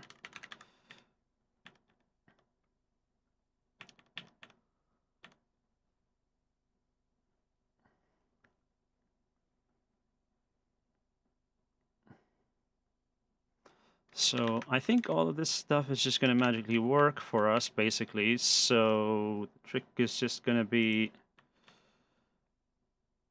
this, right? Basically, it's this con node to reg map. Device node, this going from probe that gets called with ddev node. Yes.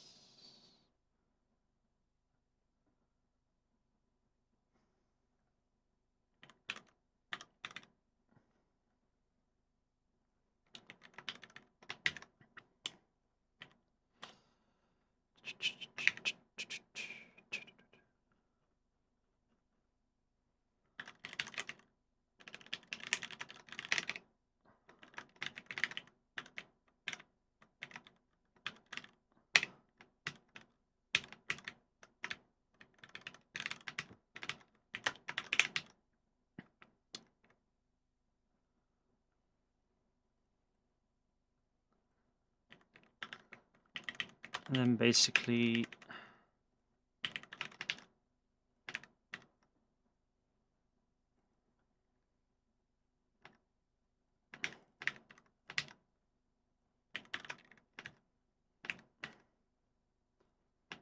it's pretty much just reg map read and reg map write to get the things.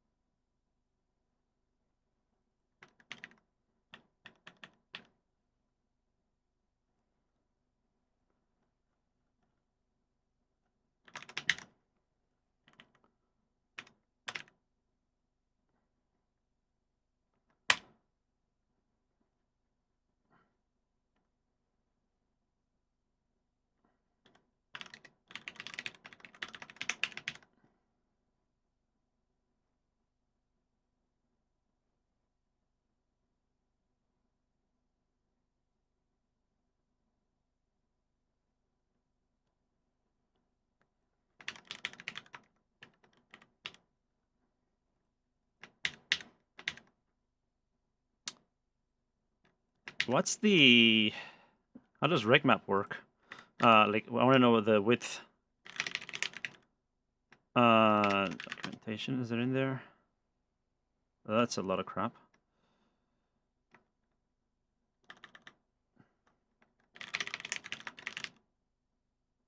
How does this syscon thing? Yeah, config quick width valve is 32, and then that's probably configurable somewhere, which the defaults are fine. Yeah, and like all of this is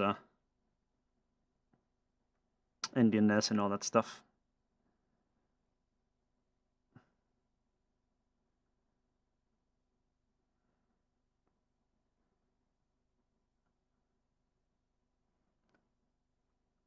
Yeah, reg IO width defaults to 4. Sounds good to me.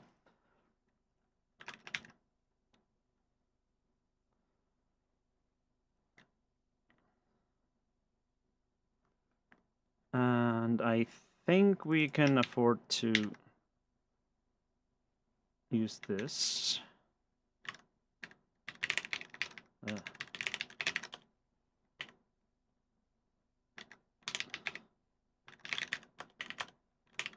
Yeah. That's not what I want to do.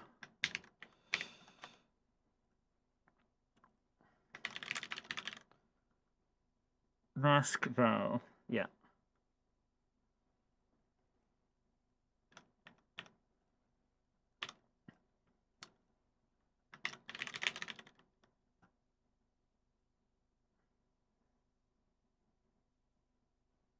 Unless it's intended for devices or yeah, but I mean, even if they don't, make sense to use it anyway. So might as well.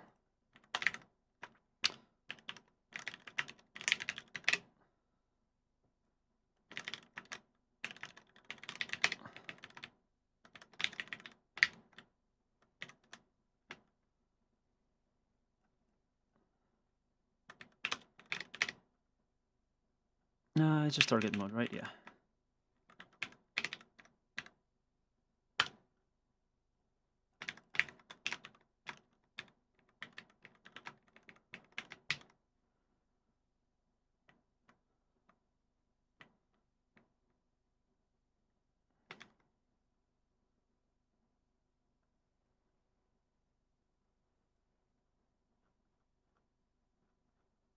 And we want...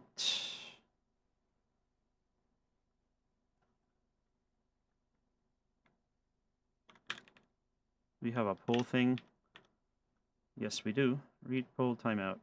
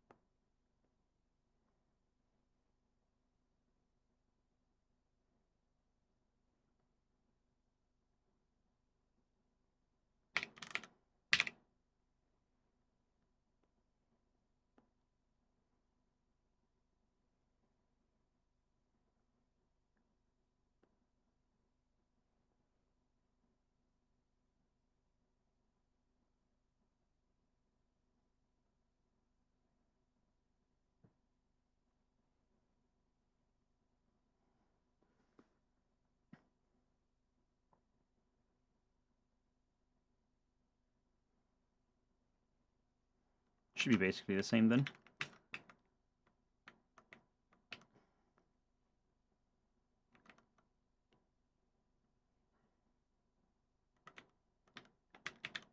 And I need to make sure that that atomic thing is already the thing.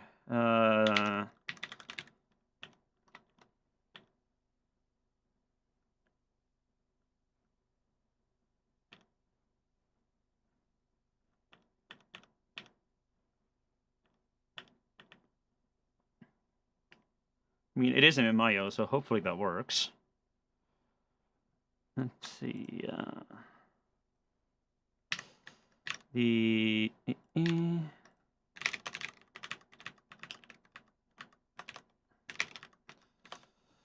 also I need to a dependency on this.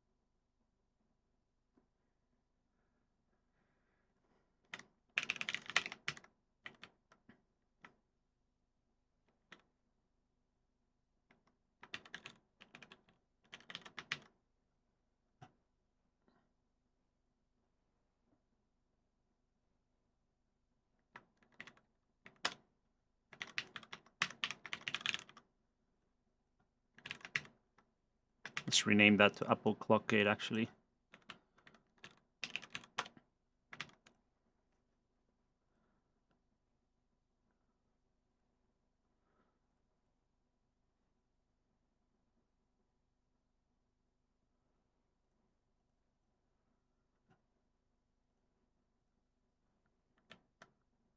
Like Apple Clock Gate.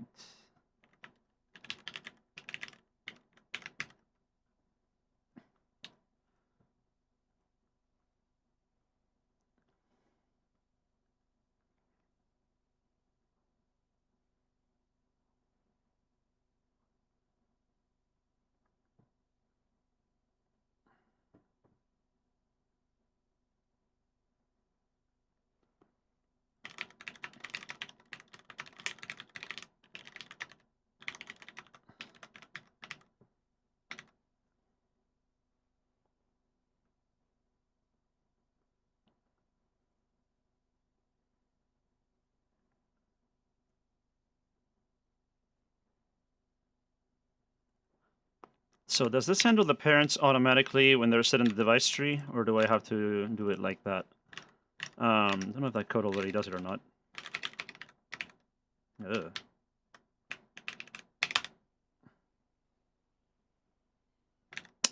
Search.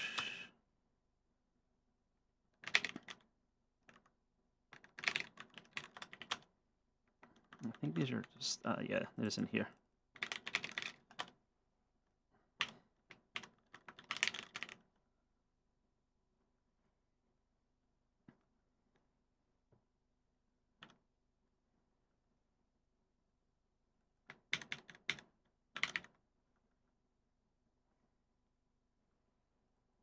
I think we gotta do that manually, actually.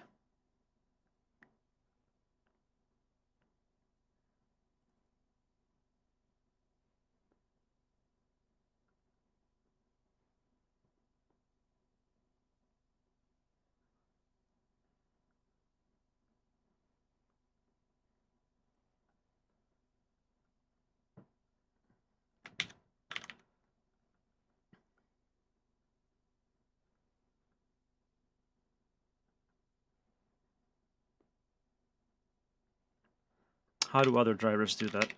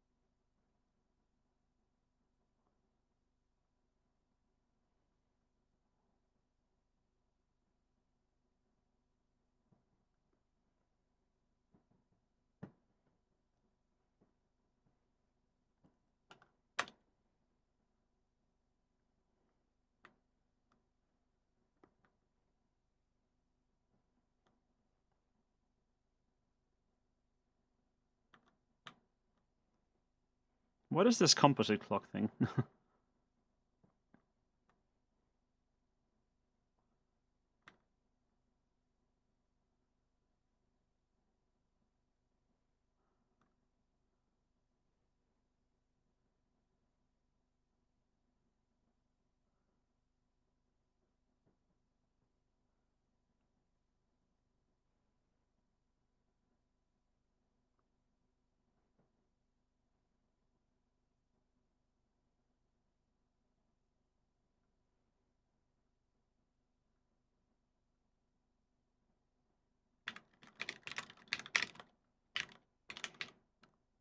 Where is that used?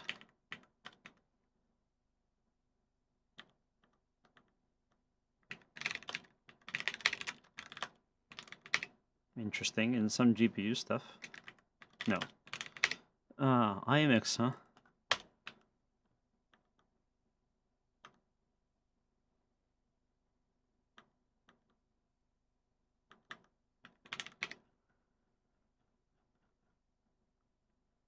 That's funny that this is written by NVIDIA, apparently, and then this is used in the IMX driver, which is kind of weird.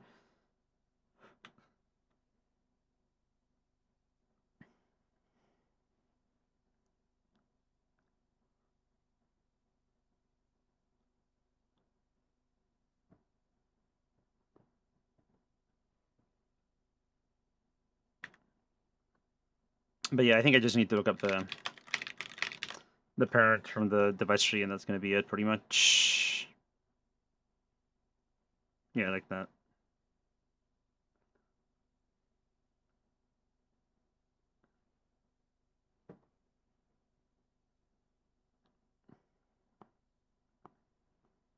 So for example, I can just look at the serial driver.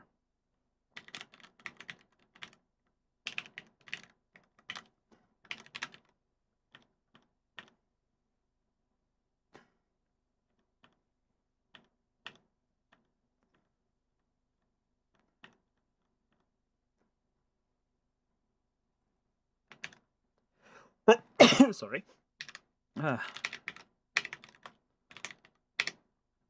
we go. Oh, clock get parent name. That's basically what I'm going to do.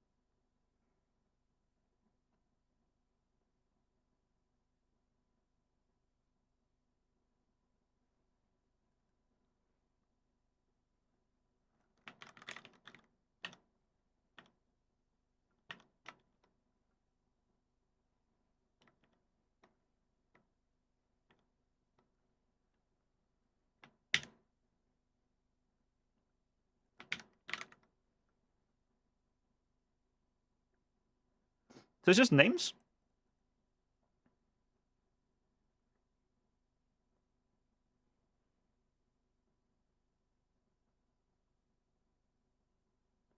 Okay, so it's just name-based.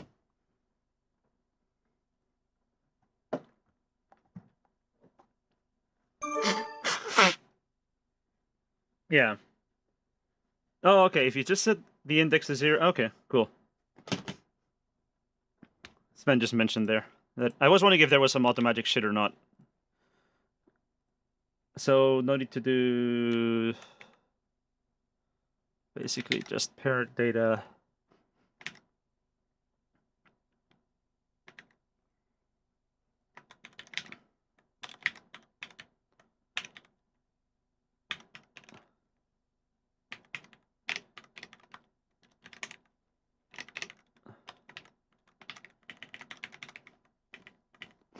But we need it can have multiple parents, so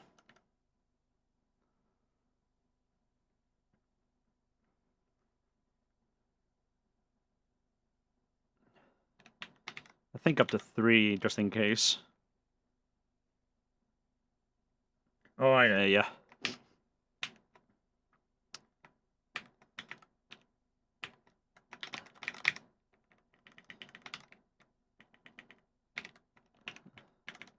don't know if they will like this thing, but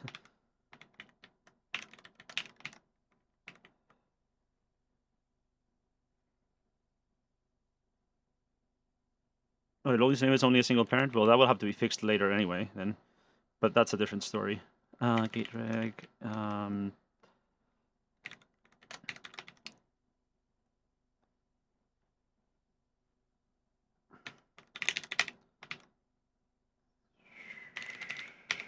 Well, this is pretty much going to be the same anyway. I don't need much of that. So let's go back to probe and work through it here. So syscon node to reg map. We get the reg map, and then this is going to be a single clock anyway. So I don't need any of that.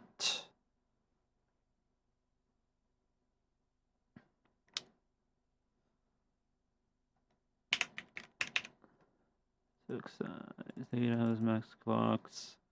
This is just one clock.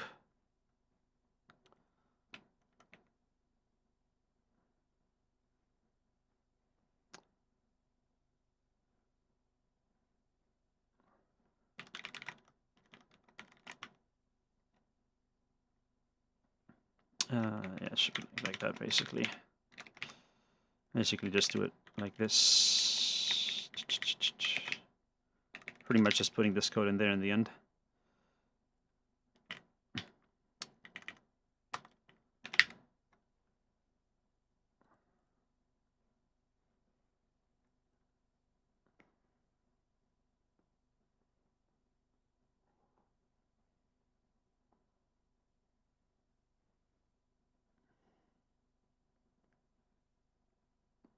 The clock over one cell get. I get the feeling we don't actually need any of that.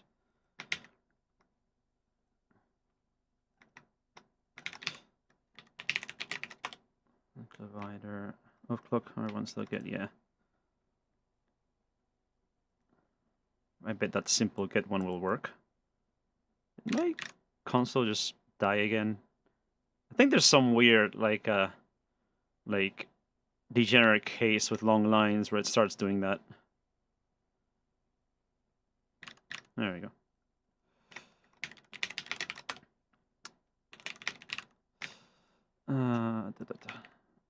Yeah.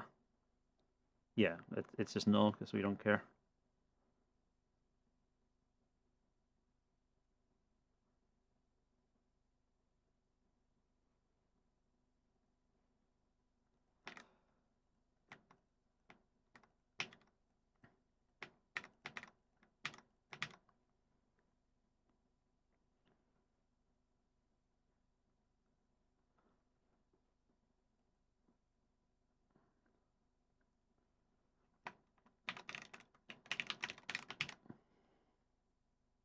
I think that should do it.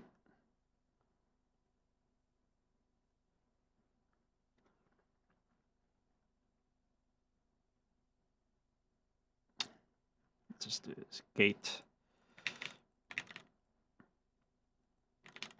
And then take the reg map.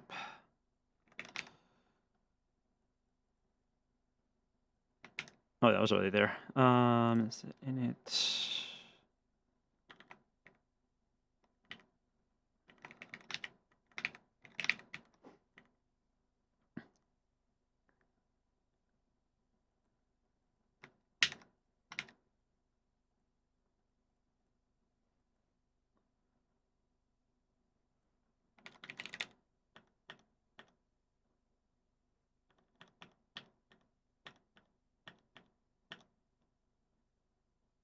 That's what I need. Oh, clock get parent count.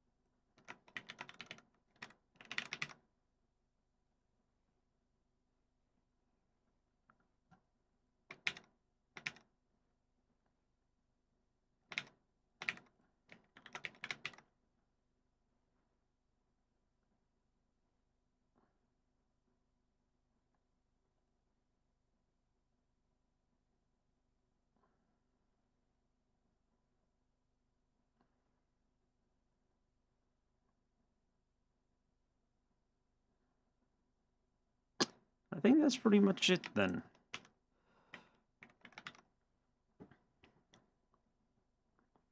It's not pointer error for the probe, is it?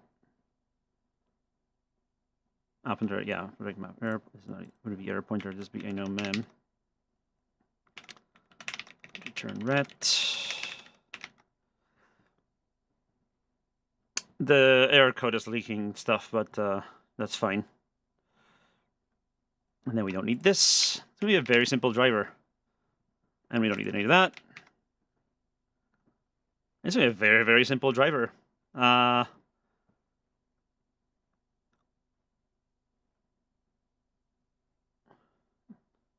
mean, if upstream complains, you know.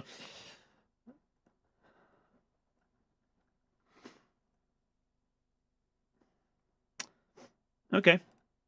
Let's see how badly I borked that. Yes, I changed that. Ooh, syntax error on the device tree. Semicolons, yes.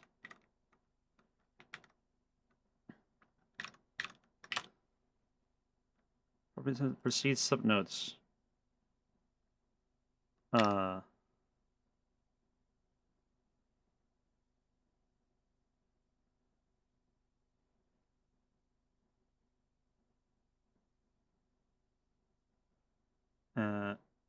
Oh, here. I see.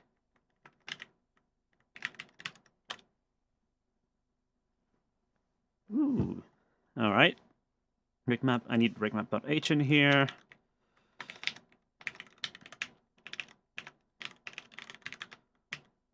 I don't need IO pull though, because that's going from that. I don't need IO either. I do need bitops. Do I need module? Okay, rigmap read.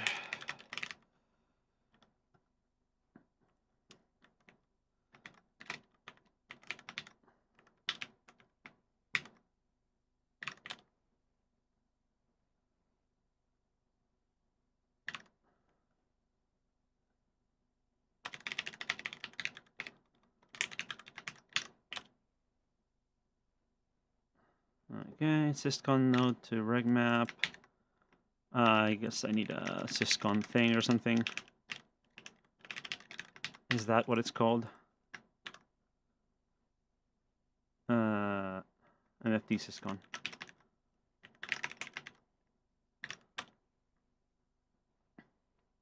Okay, getting there. I have an interret in there somewhere. And clock parent data. Just like that.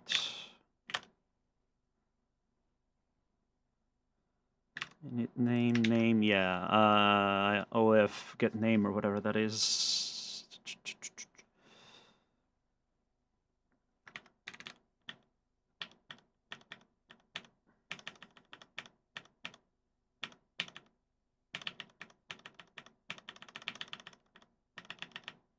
Should be an like, is that a thing?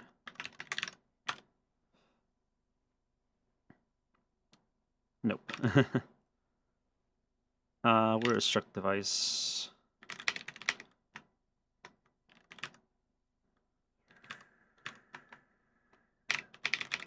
Just do a quick search on that.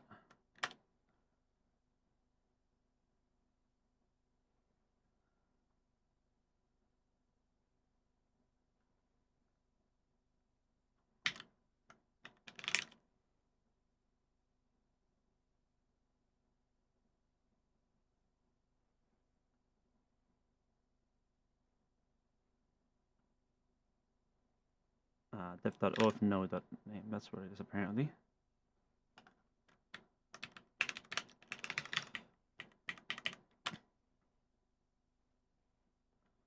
And clock gate probe. Gate clock probe. Clock gate probe. Okay. That builds. Let's see if it runs.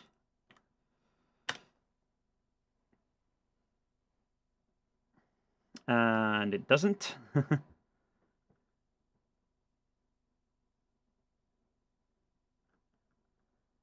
So I need to keep bootcon thing. Where is that?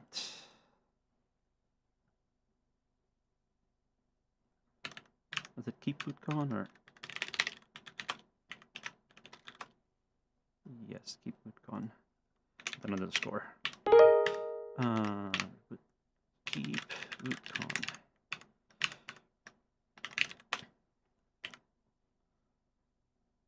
Also, warning, some stuff is on clock sales in node clock or VAT handle. So that doesn't actually come from the top then. That's kind of annoying. I wasn't sure if that was going to work.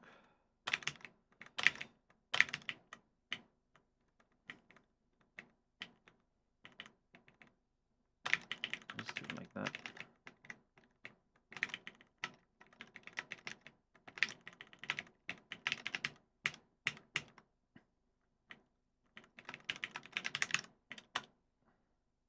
And now it works.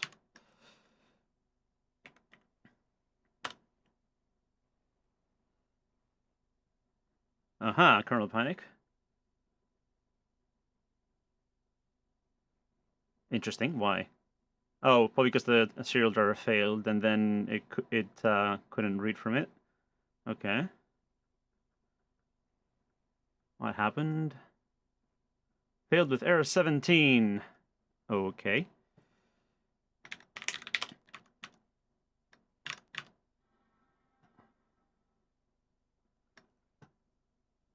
Let me this here and then just do it.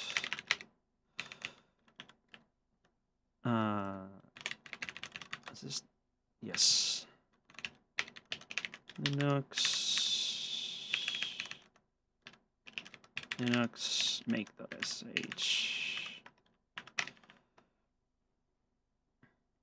Do everything from there. Then I can try to debug it like this.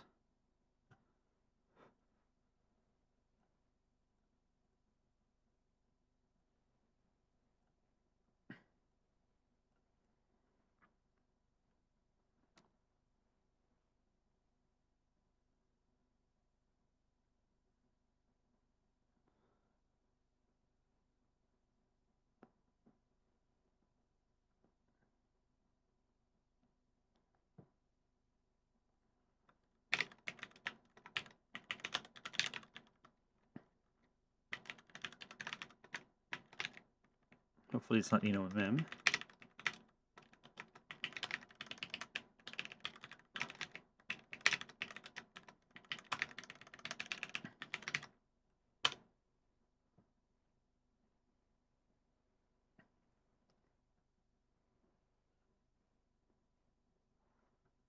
Right. Okay, so it fails here.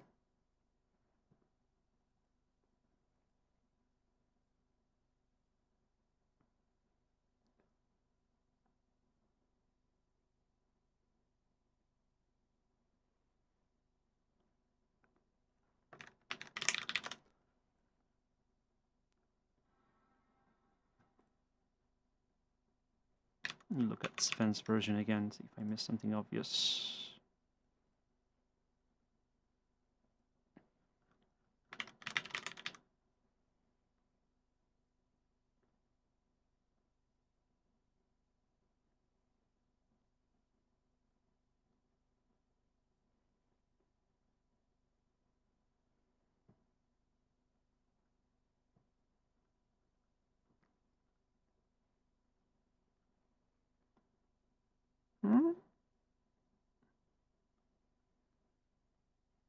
Looks reasonable.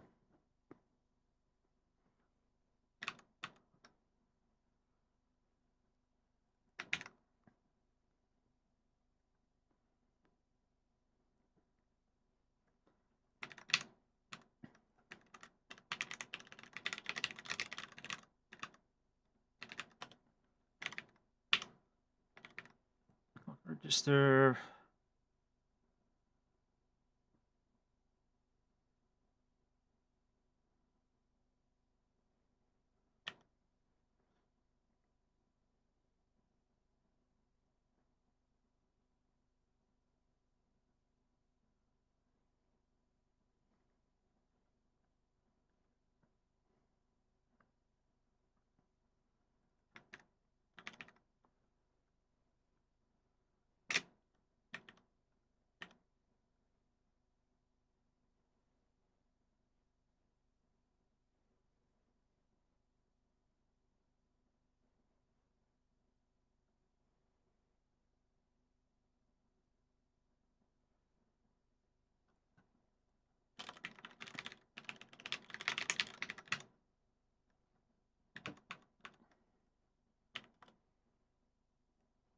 Let's see if I can get some more debug by doing that.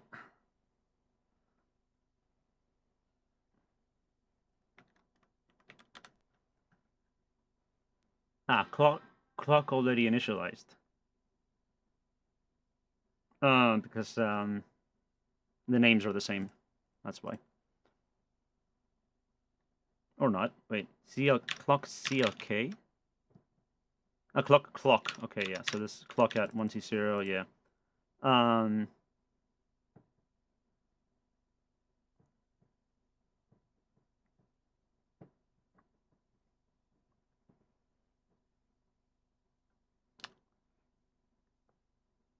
Yeah, because these references aren't these references don't even have nice names.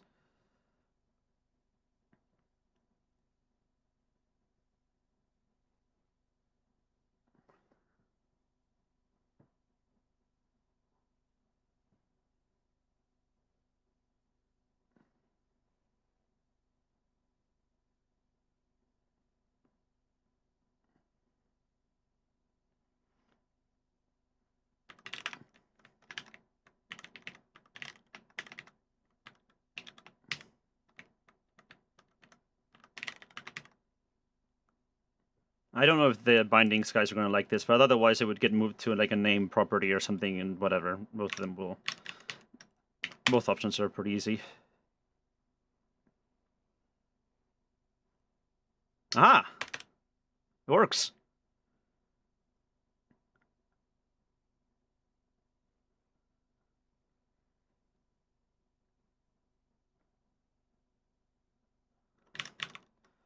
Yeah. That's what I thought, but then we need like a clock name thing here, right?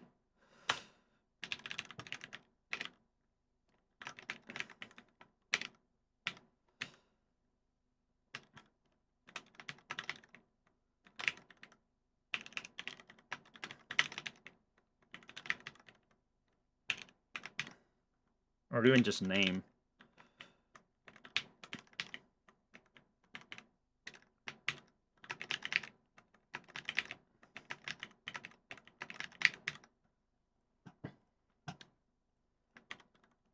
And then get property was in here. Property read string. Probably.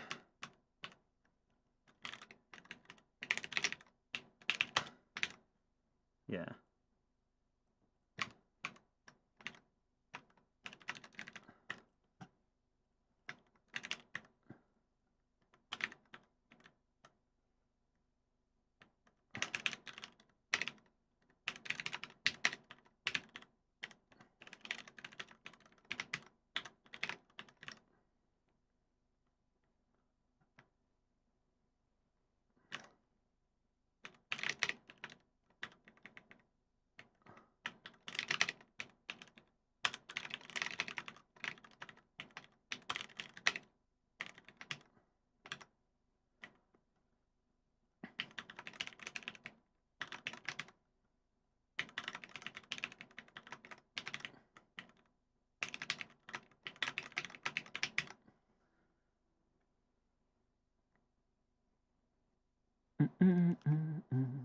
Okay.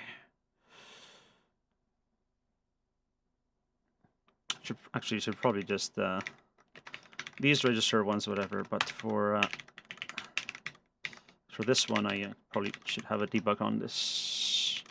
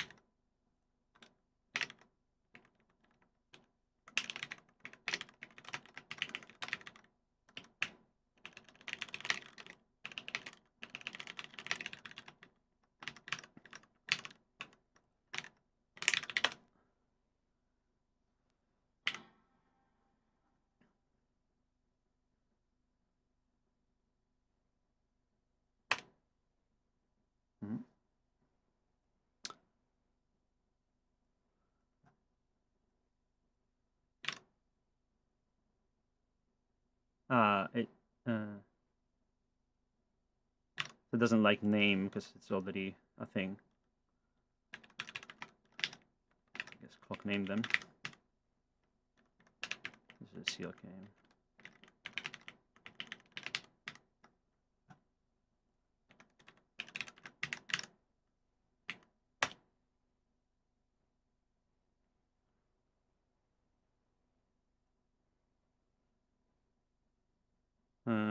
That did not work. Clock already initialized. Did I mess that up? Ah, yes.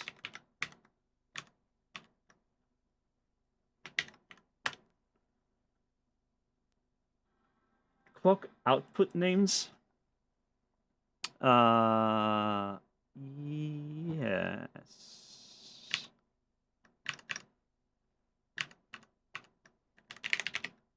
Is that what it was?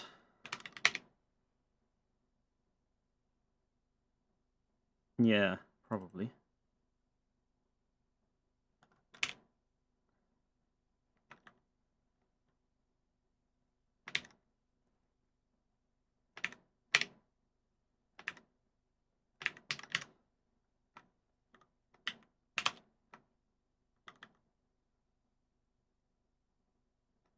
Yeah, sounds about right.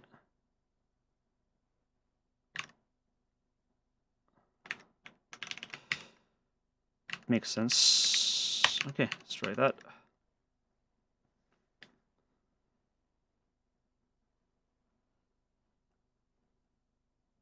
Yeah, it works.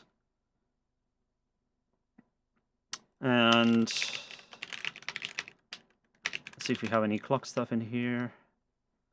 Yeah, you get the clock controller, and then you get 2 clocks, and then you can. That's just the device tree, and then in bus platform, Apple clock gate. Yep, the different instances there.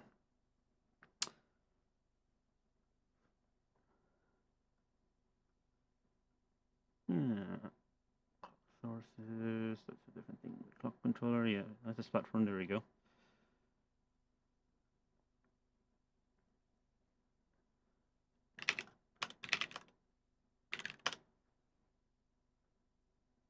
Supplier consumer. Yeah, so you can see the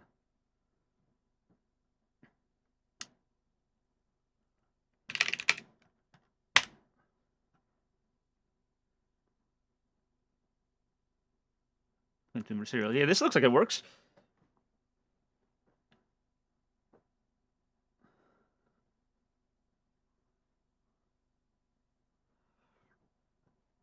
And yeah, I mean, it's a very, very simple driver. I think this setup for the device tree makes sense. So I think I'm going to call this done as long as it works. And it's a good thing to just shove upstream and see what they say about this. Definitely a good proof of concept. Let me clean up, do this cleanup stuff here.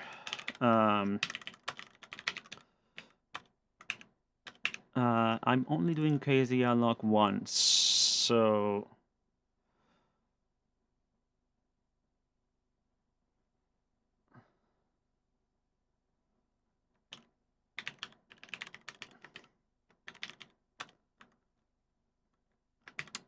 what was it? Is it free?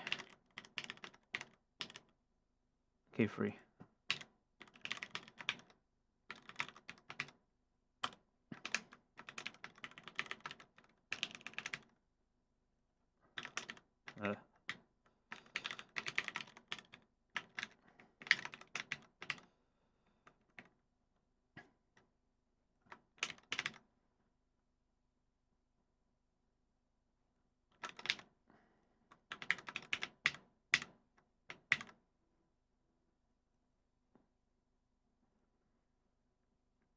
Actually, might as well just do this over here, and that way I don't have to...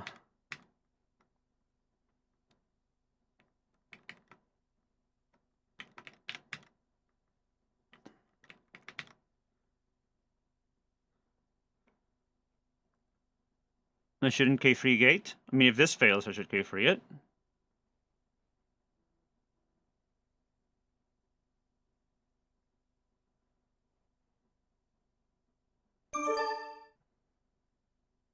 Oh, the dev stuff is right, yeah. Okay, then we don't need that because it'll yeah, you're right.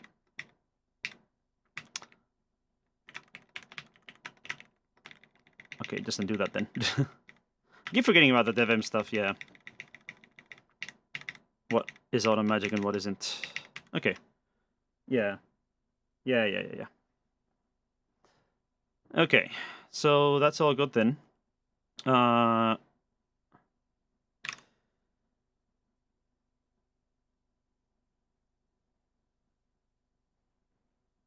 Yeah, and does this handle multiple parents? I don't know what the clock framework does with multiple parents. I mean, it does, up to 3 in this case. But I don't know if it will actually enable it. I can try. Let's find out.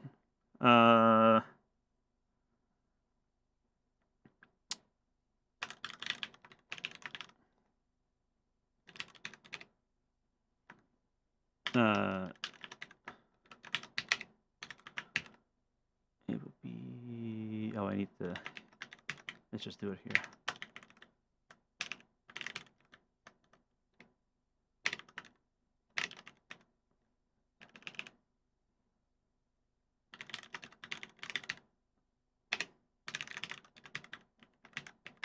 And then if I just make up some bullshit here...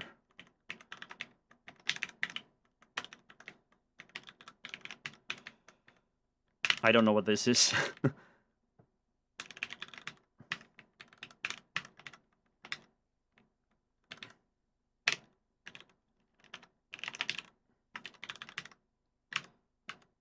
Hopefully enabling a clock isn't going to break anything. We'll see what happens.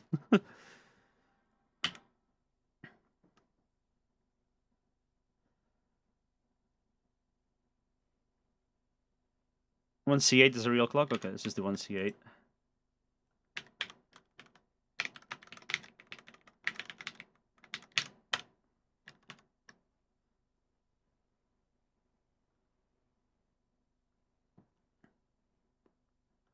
That did not work. Oh, uart was something to get parents. It has multi-parents. Interesting.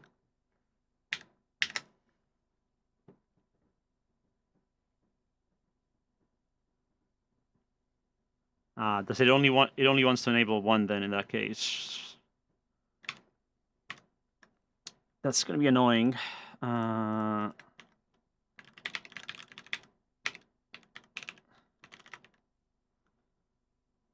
Yeah.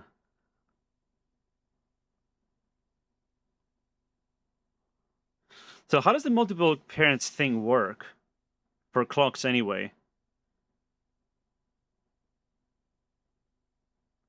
Like, what does it mean for a clock to have multiple parents? Or is it only for final devices that we have multiple parents? Like, is it selectable?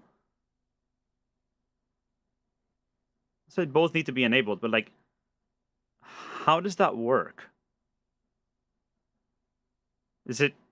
It's kind of weird. Sven says in IRC that multiple parent clocks both need to be enabled.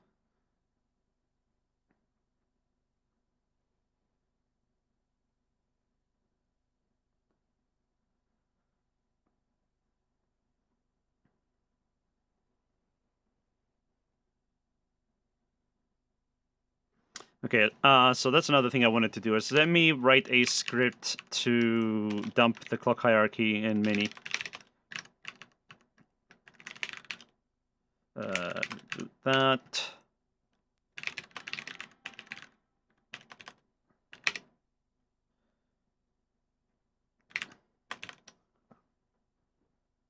And we have that stuff in here in...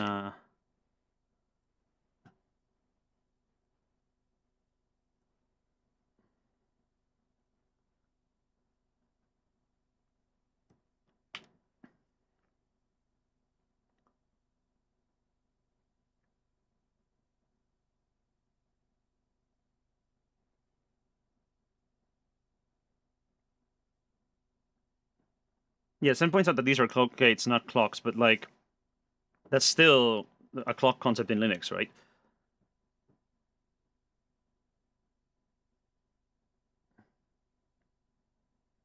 Unless we start talking about it like a power control thing instead of a clock control thing.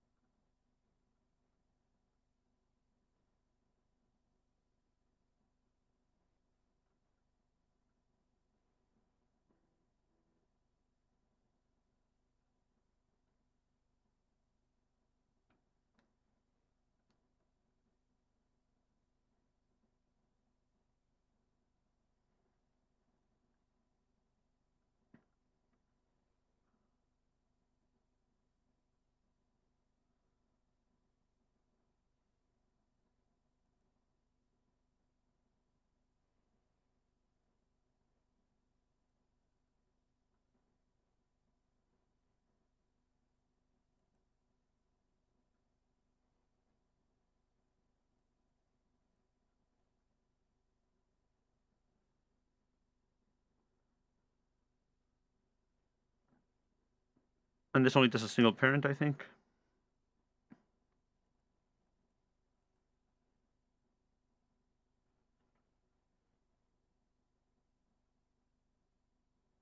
Oh yeah, so it should just be adjacent to that.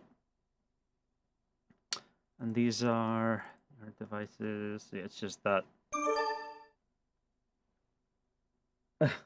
Sven just sent me a dump.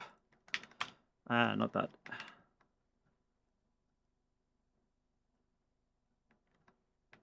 There we go.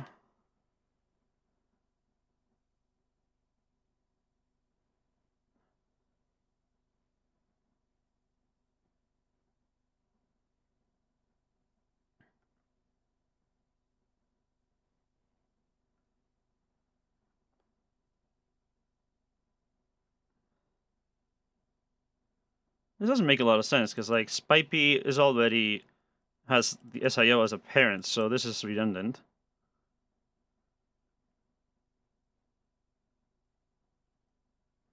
SIO ADMA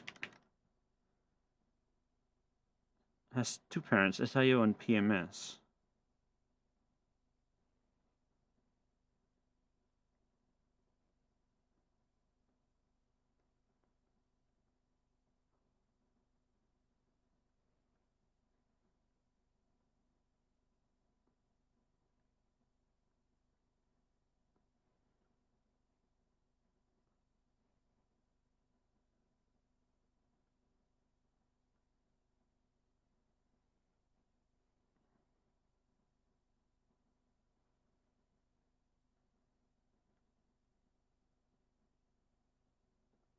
I wonder what the flags mean too.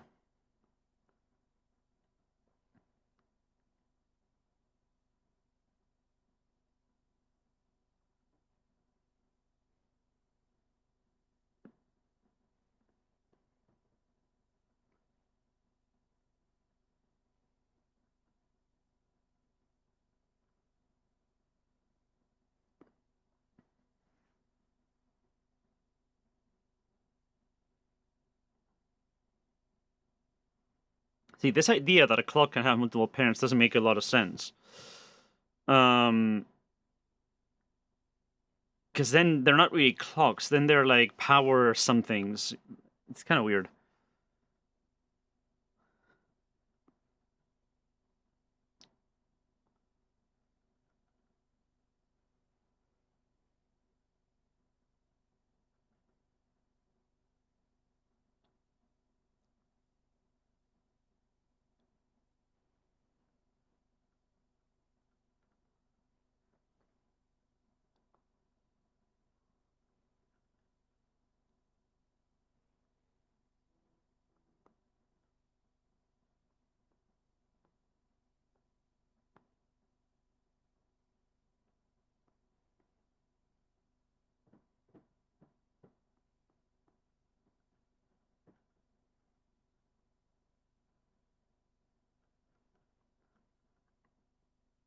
Because also these don't even have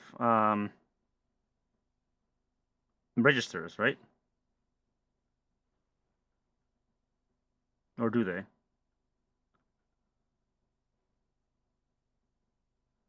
They don't, right? And like after, like for these, right? This just sounds like it should just be the device should have these two clocks as the parent. And in fact, can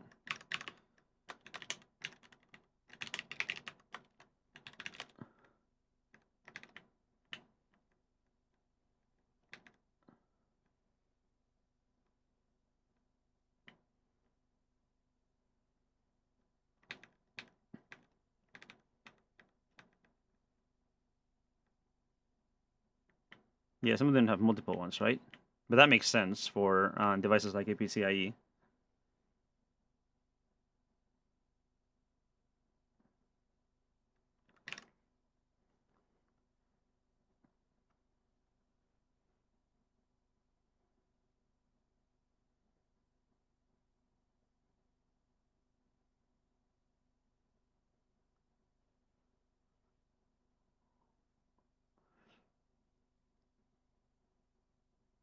So does it really refuse enabling them if the parents are not enabled?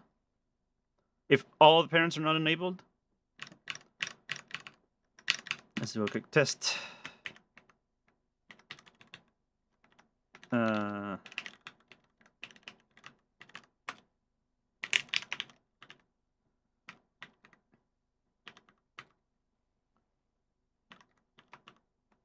Besides, the current pmanager code doesn't even handle that, right? It only does a single parent, so...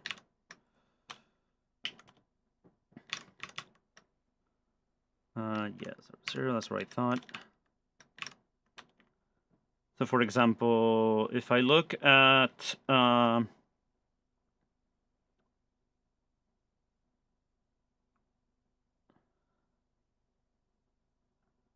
PMS, yeah, like this one, for example, right? So 230 is currently disabled, but SIO should be enabled, and that's 1C8. Yes. And PMS is 140. That is enabled. Can I disable that? Okay, that did not go well.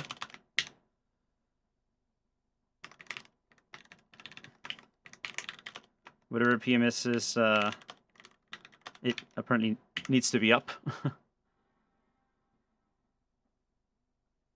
PMS. Okay, so we can't use that as a test. So let's try this SIO ADMA one. So audio P right now is 228, which is enabled, probably because of the, yeah, because it does the boot chime, right? And SIO ADMA is 230. That is disabled. So in this situation, MCA 0 should not be enableable.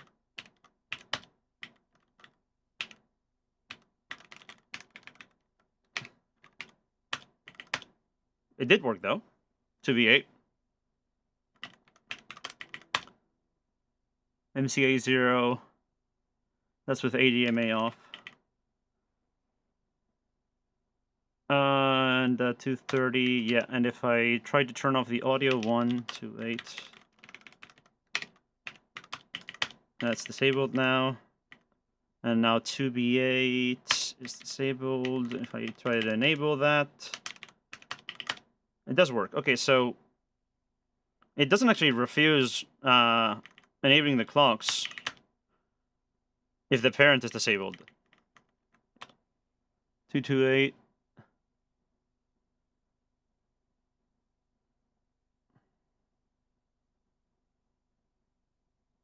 I think their hierarchy is just a lie.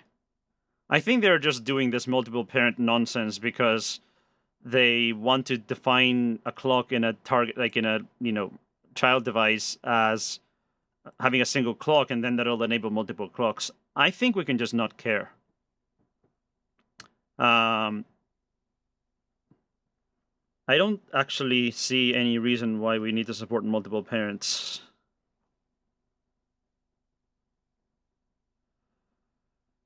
Because that doesn't even make sense.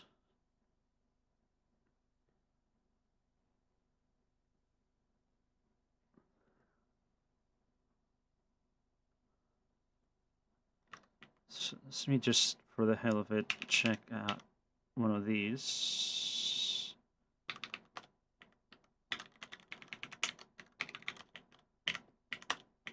Okay, that didn't work. Venksys. I think DMA is not enabled. I need Venksys, which is 408.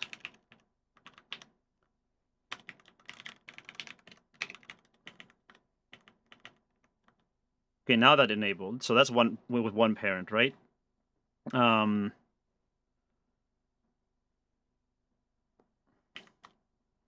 8,000, and then pipe 4 and pipe 5, and then it wants ME0, so this is like 18.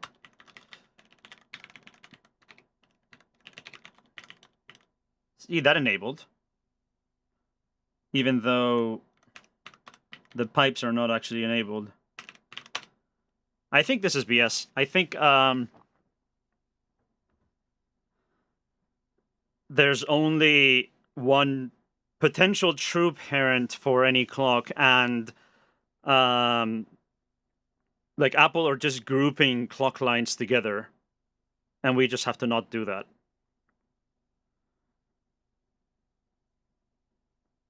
Because I don't think there's ever a case where a clock will actively refuse to enable itself if it doesn't have multiple input clocks enabled. And there's relatively few of these anyway, right?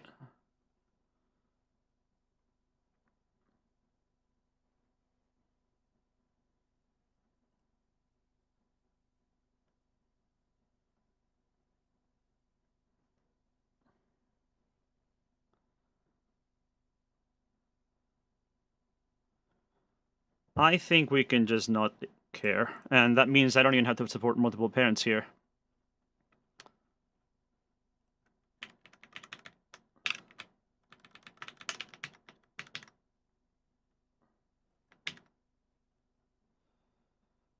And, well, we should have.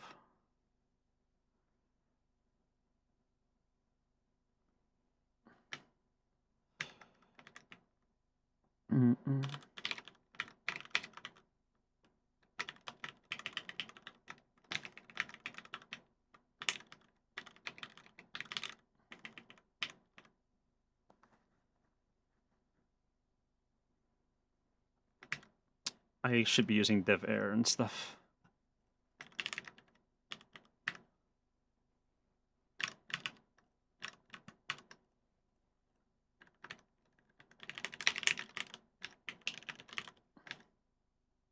Yeah.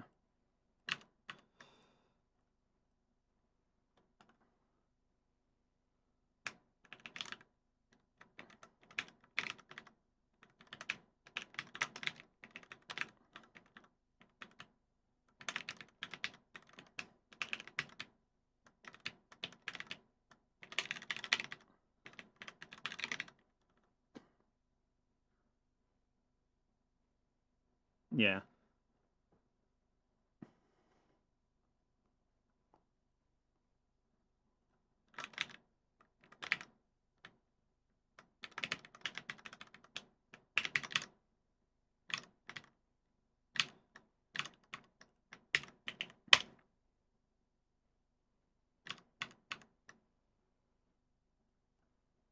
It's gonna fail with the exactly one parent thing, or not.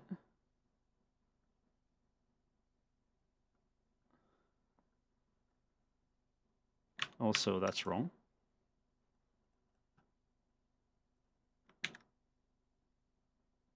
Something's wrong here.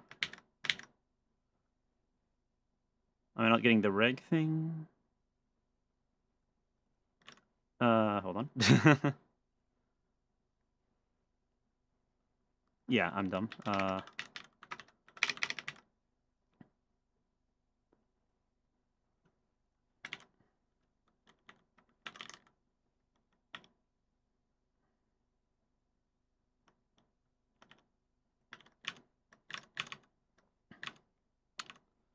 Da, da, da, da.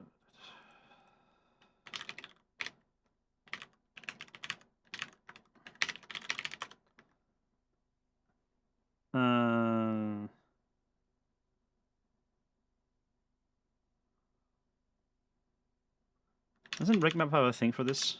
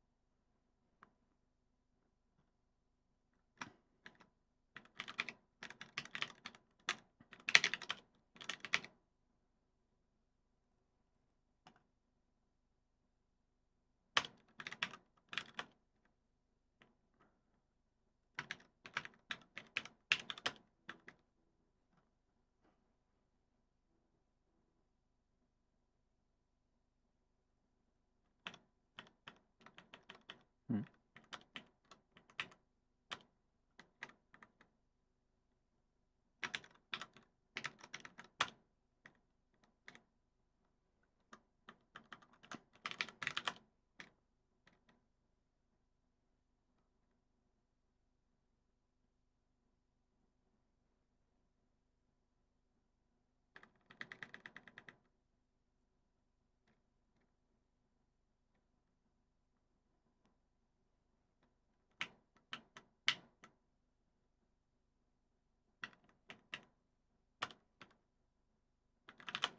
Hmm.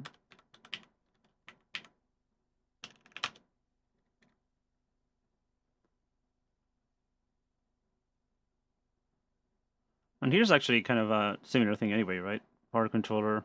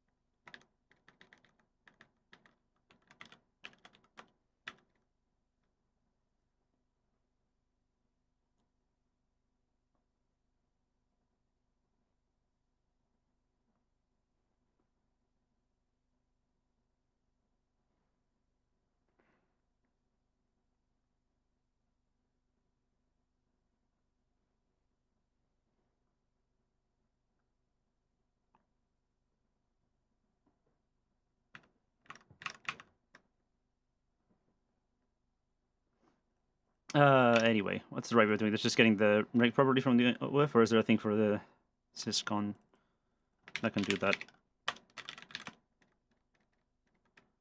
Not quite there.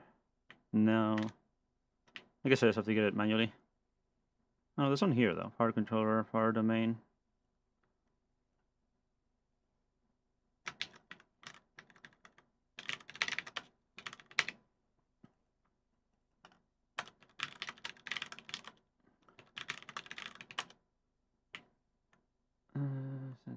PMU.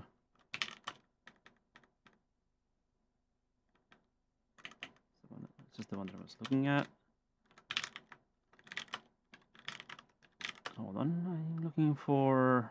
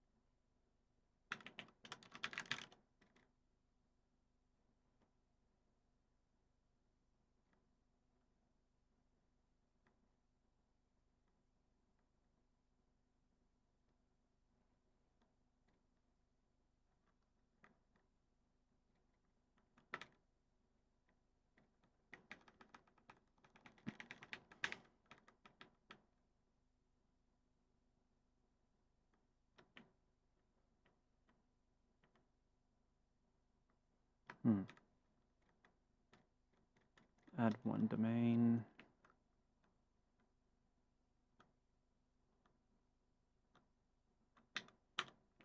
This is a right read to 32. Okay, then yeah. There's no easy.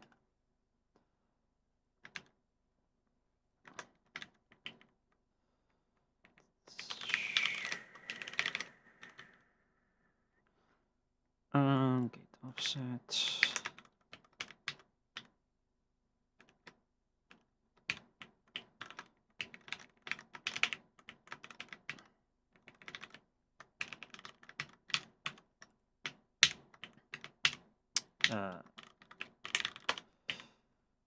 Okay.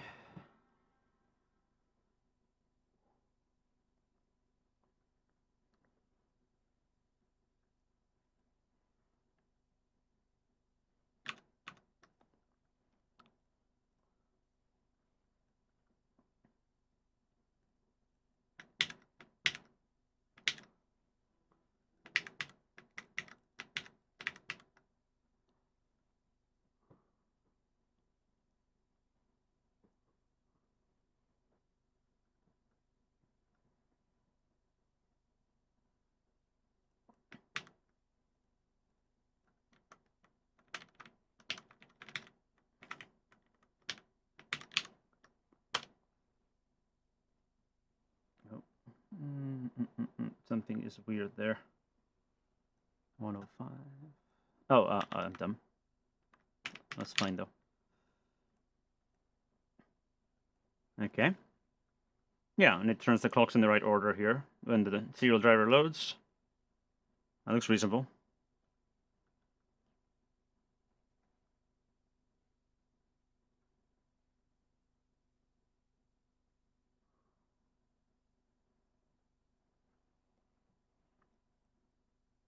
Okay.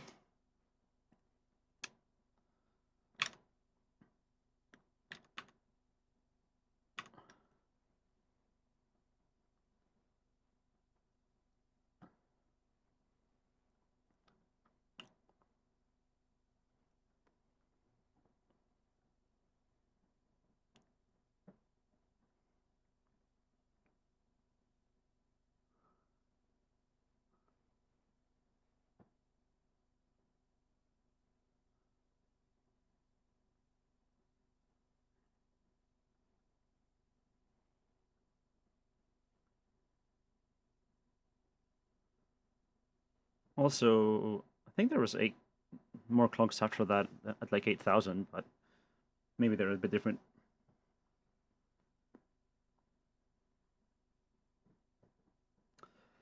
But this looks like it works. So what was the... Let's see if it actually works with a real thing. What was the patch said that needed clock gates working, or like everything hard-coded in Mini? Was that ANS? Or is it something else?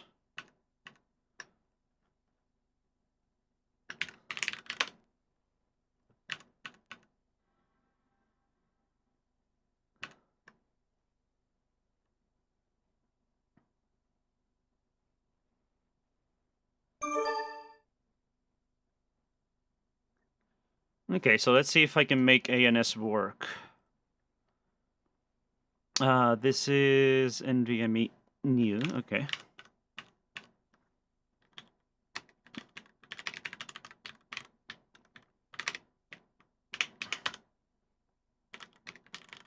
Let's do just to get merge on this. Yeah, for now that'll work.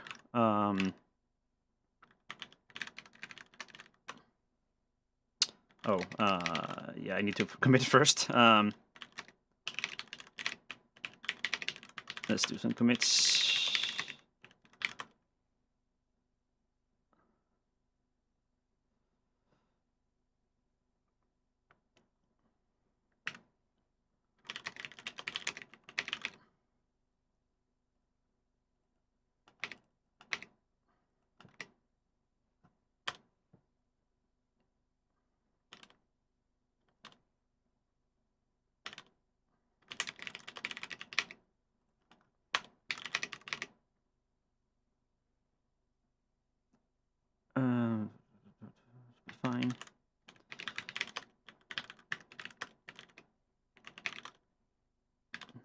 that. But I do want to do that. Clock URT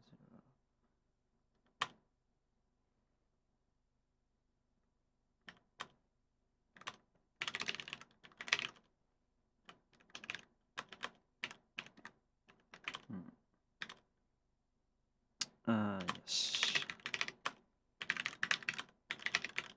And then just rebase this. I need to fix the bindings too, but huh? Ah.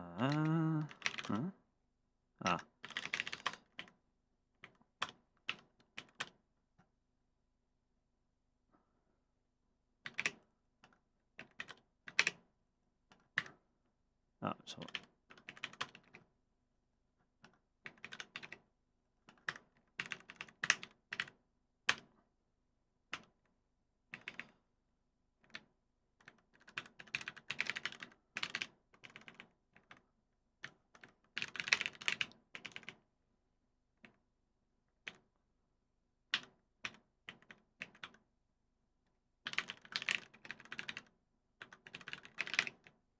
let's go like that.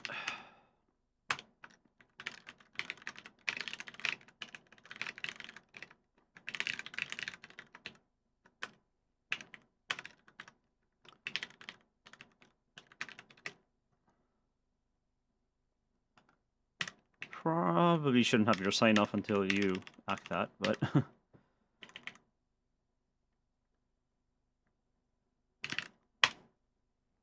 and then this one.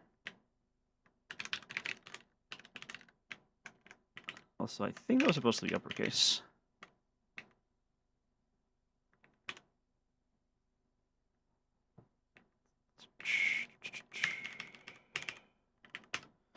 And yeah.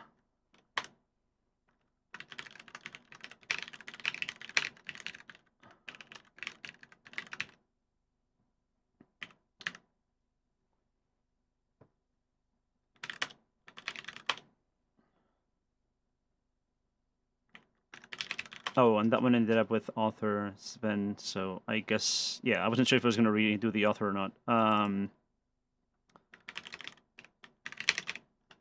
So in that case, the co-authored by should be me.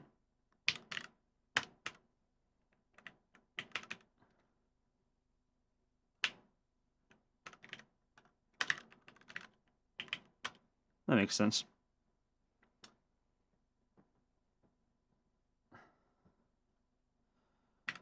I think this one is actually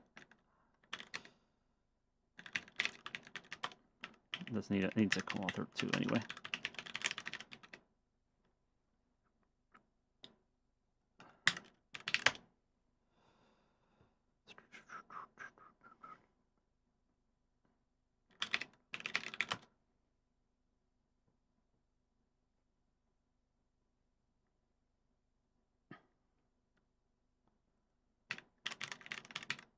Let me just fix the uppercase things, and I need to redo the bindings anyway, but... Apple...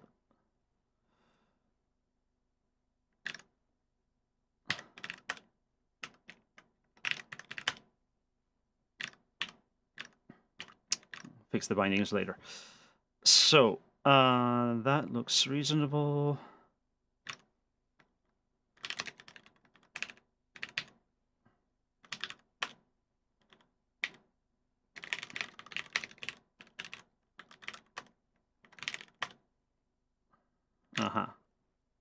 That is pretty much expected.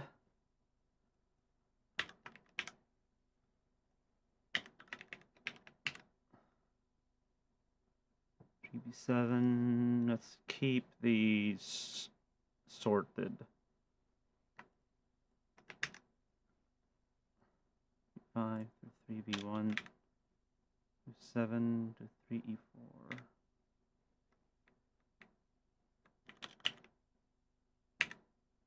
To 3B7, 3B777.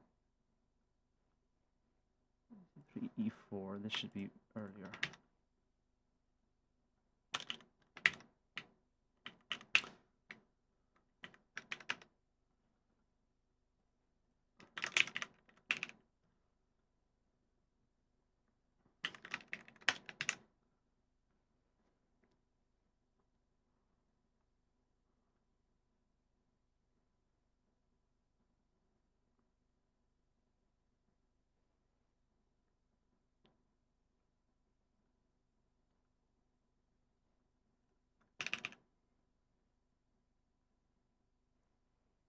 HDD?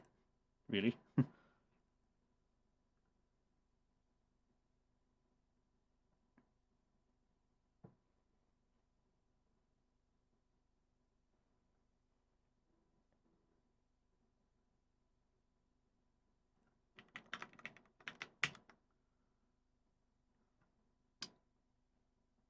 So do you know what the clocks are for ounce? We have these, but I guess ounce 2, maybe a PCIe storage.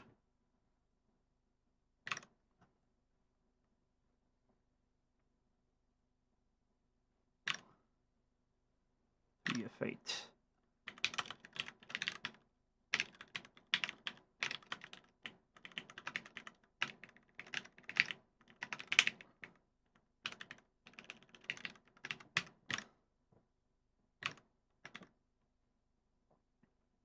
Let's go ounce. There's only one anyway.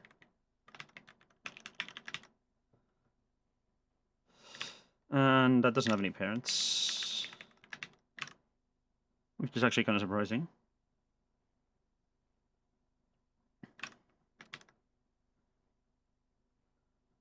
So this shouldn't work now because it's not enabled.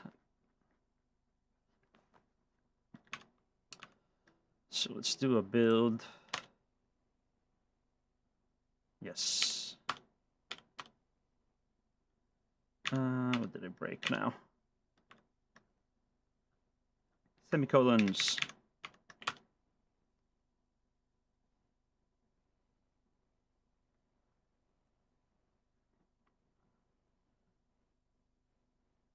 Yep, that gets stuck there. Which is what I... Oh, wait, no. Actually, no. Because it didn't crash the hypervisor.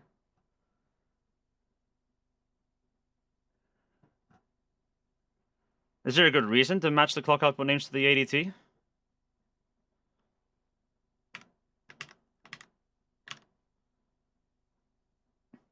I mean, we can, but...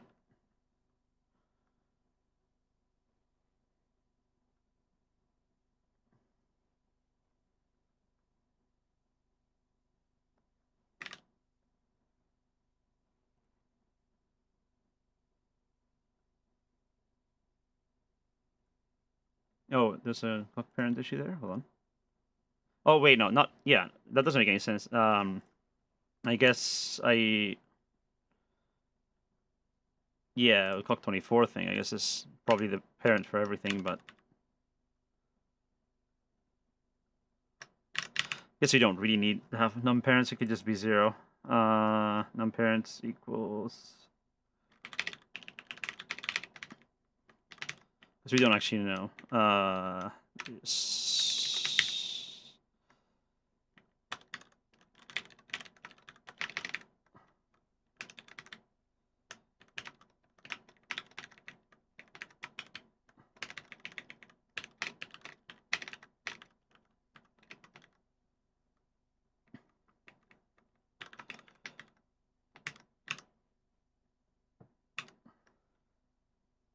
And we don't know that SIO actually comes from here anyway, so... Probably does, but... we don't have that information.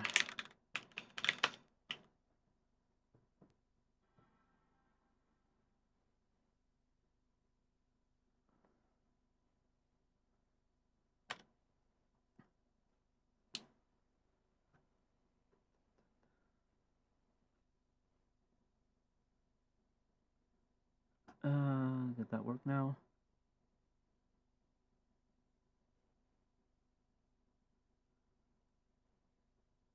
I don't know what it actually is doing now.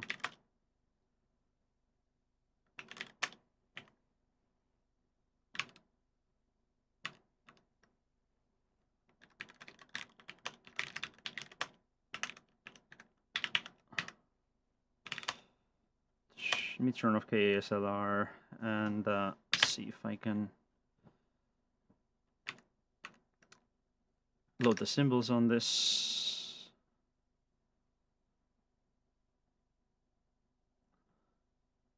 How did that work again? Mini proxy client, mini HV.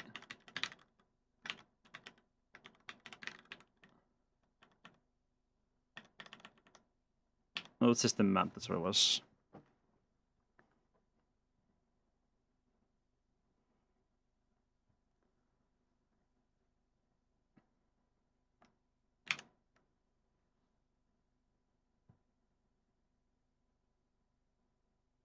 Yeah, it needs the clock 24 for the baud rate clock, you're right. Would be nice to know how that actually changed, though. Which of the UART clocks? Like what the actual clock frequencies are. Yeah, and it.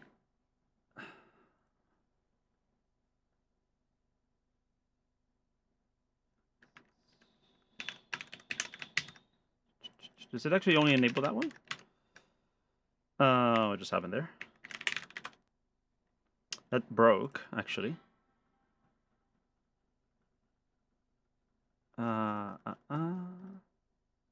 that actually did break, which is more like what I expect. If, yeah, because I got this error, is it? A data board, yeah, probably on a read from, I don't know.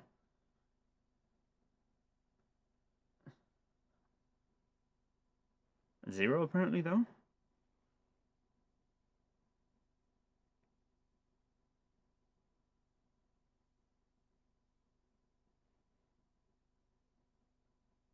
(1089C) from Mini?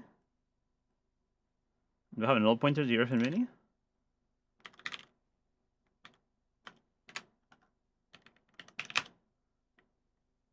A store, though? In I squared... No, that doesn't make any sense.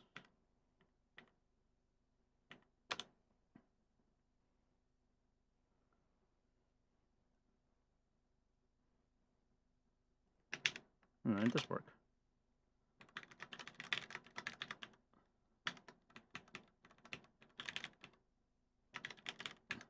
Is that what it was? Yeah.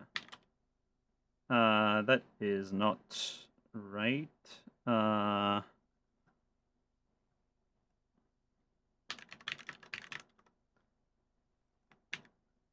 And that was incorrect anyway.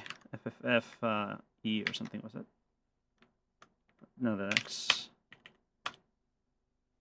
Almost.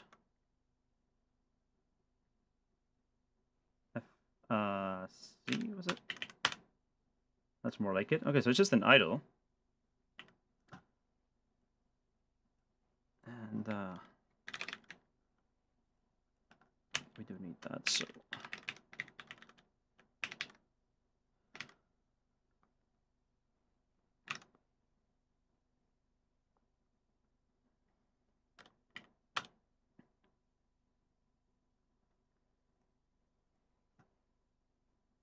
So is the mailbox driver just waiting for something that's never going to happen then?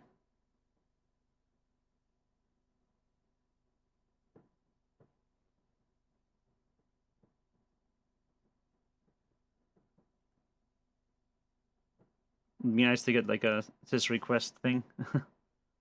Can I do that via the... Oh, I can't send a break into the virtual UART. That's not a thing. It'd be nice if that were hooked up, but it definitely isn't.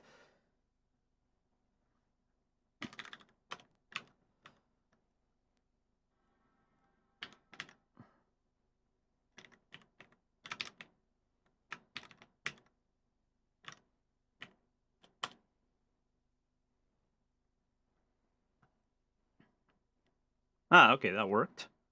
Probably not the NVMe though. Oh, is that even configured? Hold on.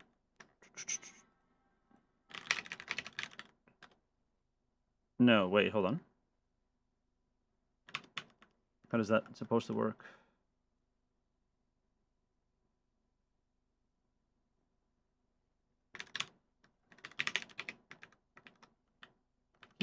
Hitting the wrong buttons. Wait, does this even have the driver?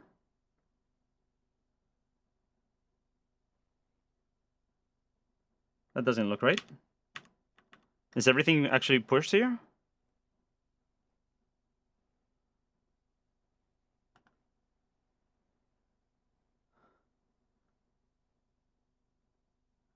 Look different. Oh, I probably just have stuff disabled. And hold on. Oh, sorry, I'm dumb. It isn't indexed.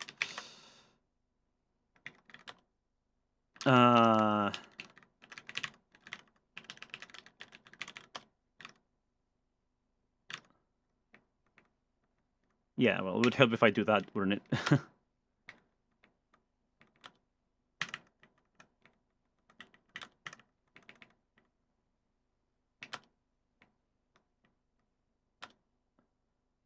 Yeah, okay, that makes more sense.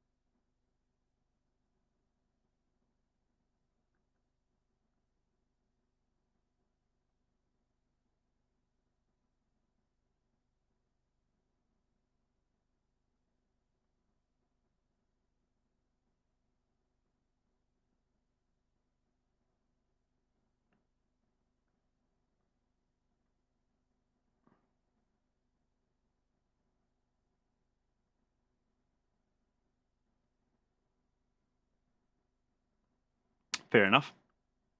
Sven says the mailbox stuff is sane, the rest is still pretty hacked. I mean, as long as the clock stuff works, I'll call today a success. We've got serial ports and clocks. Okay. Ooh, nice. Oh, stage 1 translation? Really?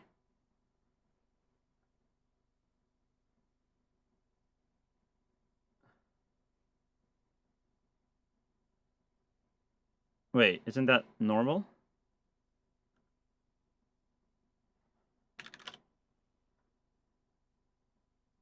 Now I got this error. Okay.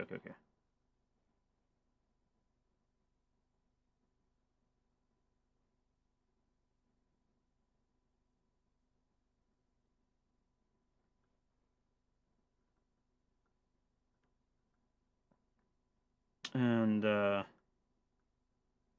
yeah, I don't have the prints here, but presumably that's what we expect. So let's reboot. Yep. So now, if I add, I guess this should be in...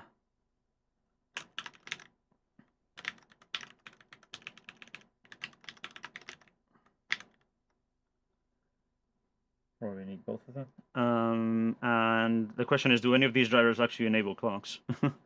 Or do we need to add the clock support? I assume this one doesn't do that. I don't know if NVMe might.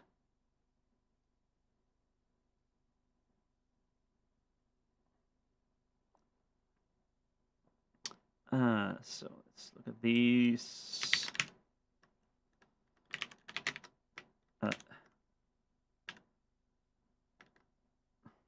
No, clocks was not even set yet. I was doing this on purpose without clocks.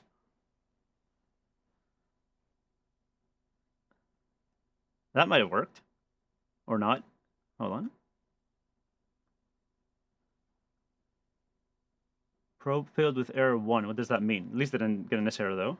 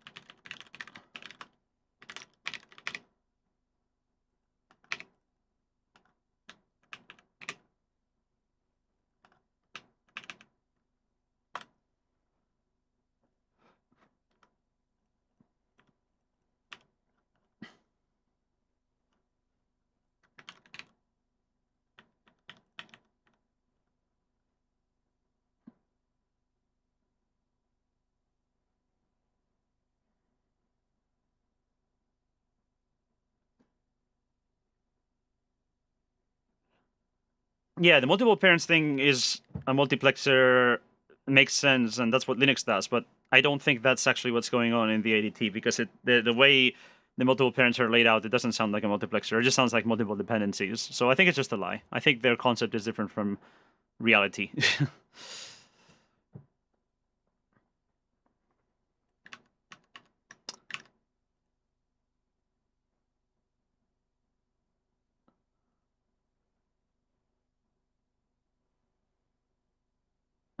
So where am I?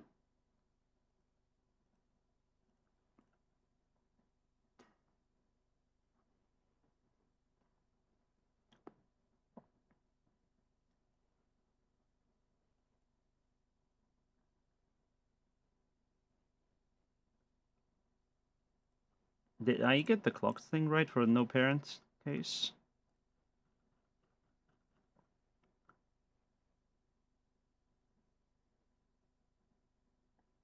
I think so.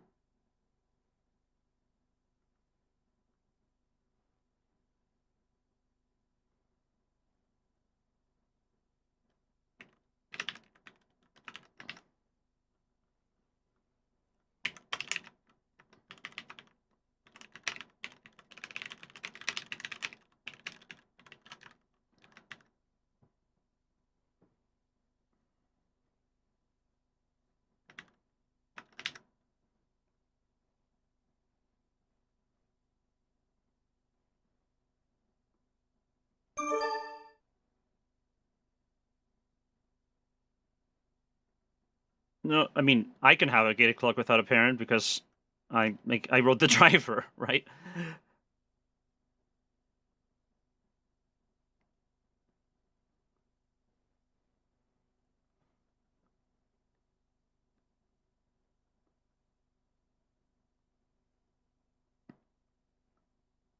It just means that the clock frequency is not set, but as long as downstream doesn't care about that.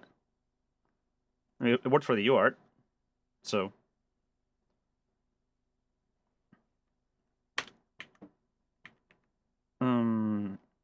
Okay.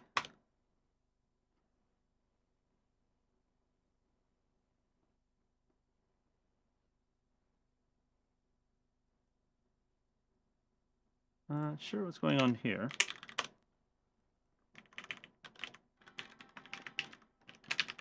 This is the good old print K debugging.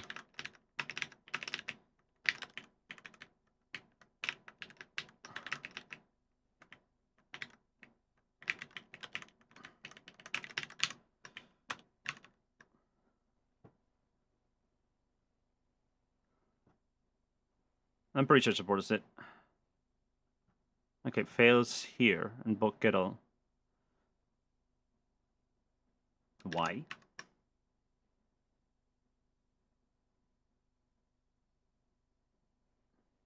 Let's turn on clock debugging again, I guess.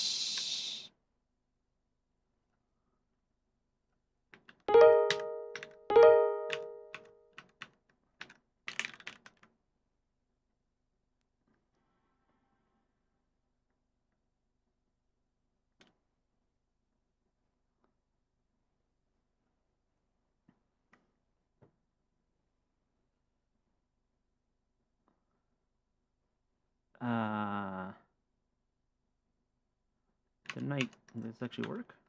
Yeah, it should.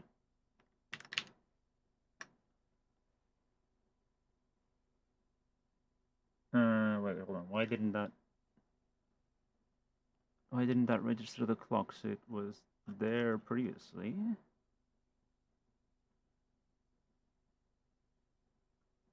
Hold on.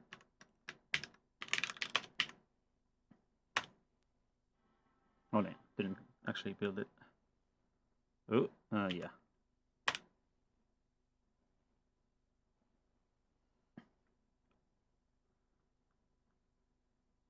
No prints.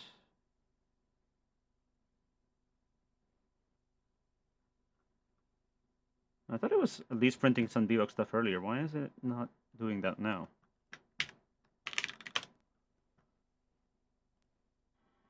Oh, among other things, is I don't have the debug set.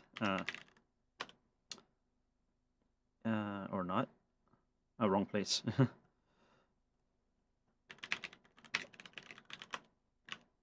Yes, I know that needs merge.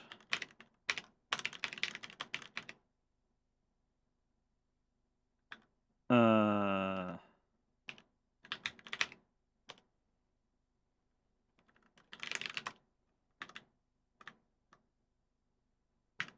whatever. We'll figure that out later.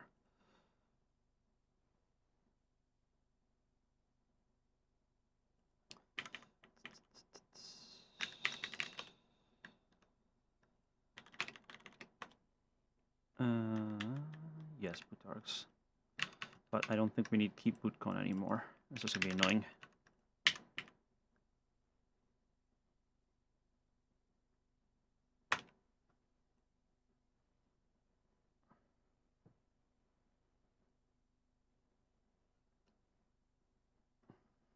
Ah, yes, there we go. It does the providers, and then it still fails. Wait, hold on. Isn't it just... It should be if red less than 0, right? That doesn't make any sense. Yeah, okay, that would be why. Nothing's failing, it's just dumb.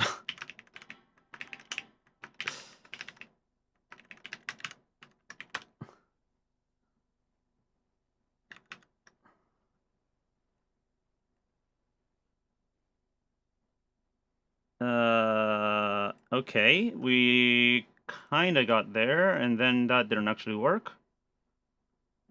And that should be an S error. Yes. Yeah, so that's not actually working.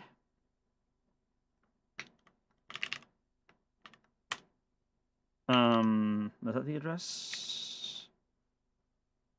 You said yes, but not 8. Oh, is it V0, 1C0, 220, 270, although, well, of course the uart ones work. 3F8. It is enabled. Okay, so I'm missing some other clock.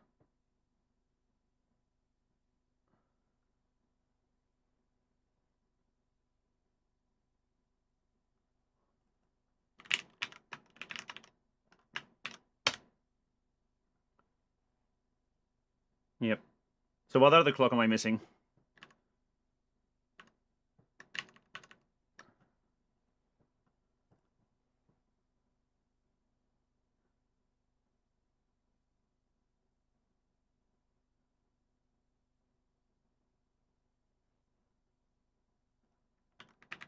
Let's look at the ADT, see what that has for ANS.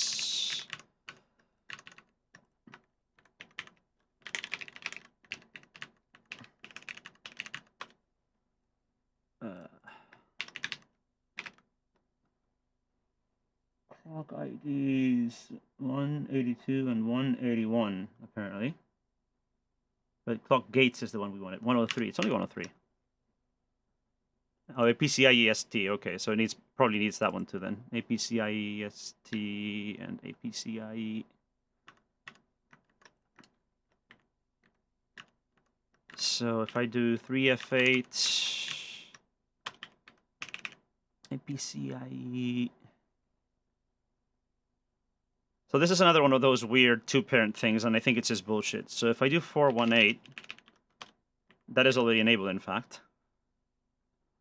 And then APCIE is probably not enabled, and that would explain things. 348. Oh, no, it is. Okay, then what's going on? 418.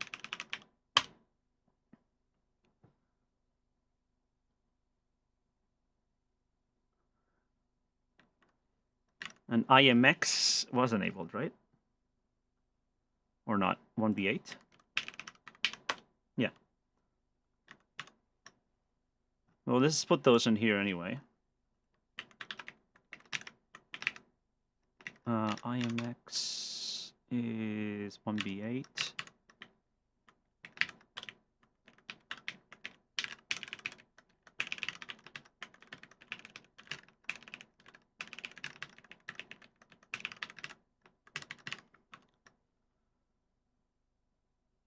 And then APCIE is 348.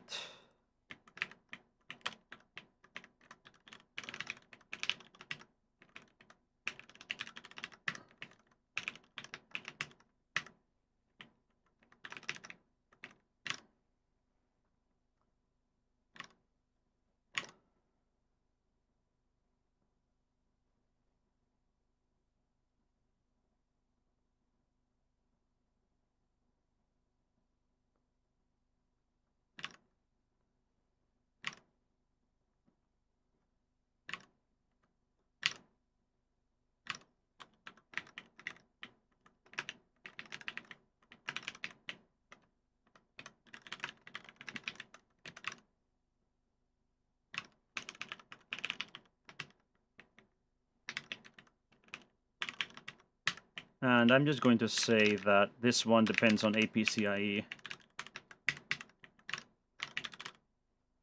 Because there's GP and ST, that makes sense that those depend on APCIe, and then the ANS thing is just another bullshit parent.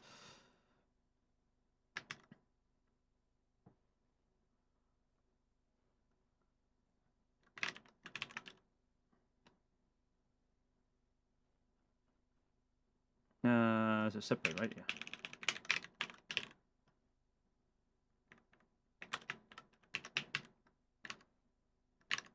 Is that how it goes? Come on.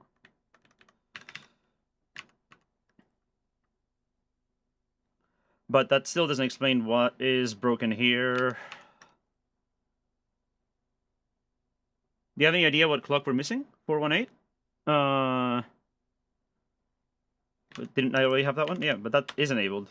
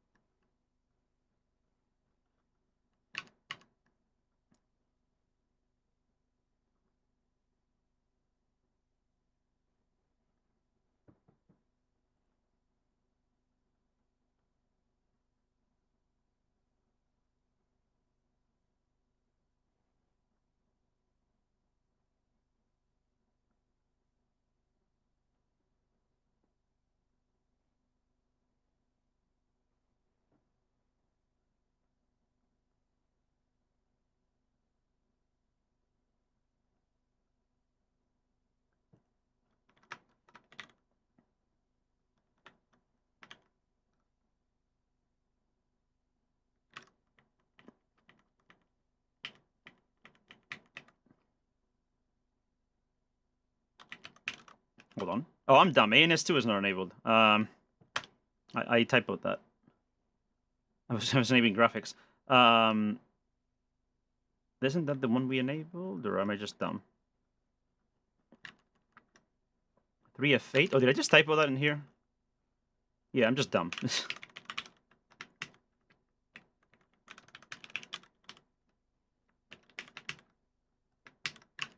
Okay, typo.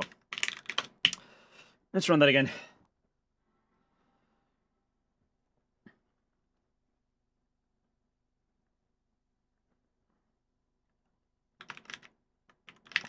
It's both of those.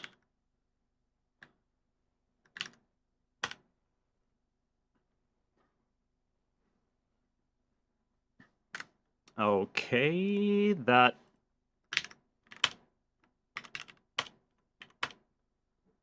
We're back to idle.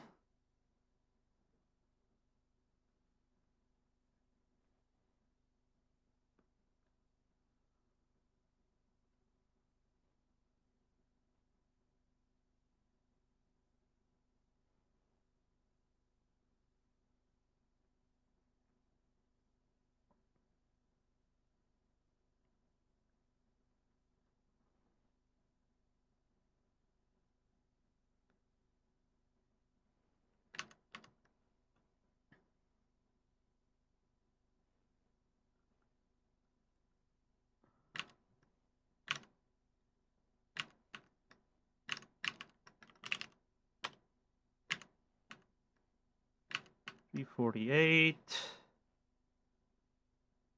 APCIe, ST. Oh, I didn't set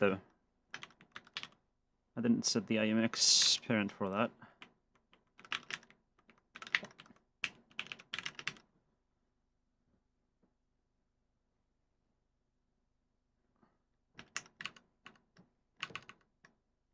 Though I don't think that's going to change anything because that should already be enabled.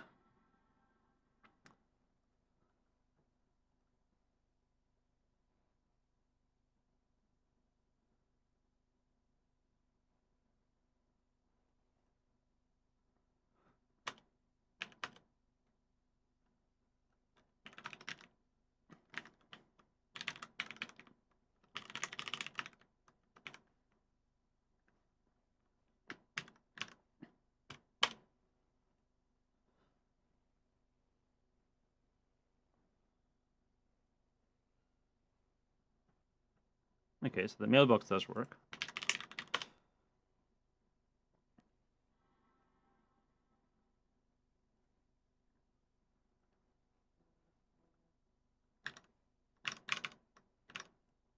And then NVMe thing.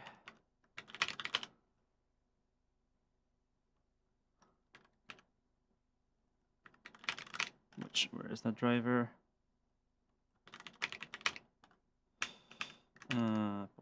Yeah, there. That's a lot of stuff in here, actually.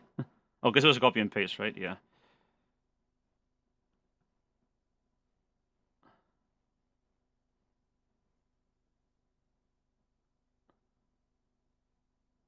Oh, maybe we're waiting for boot or something?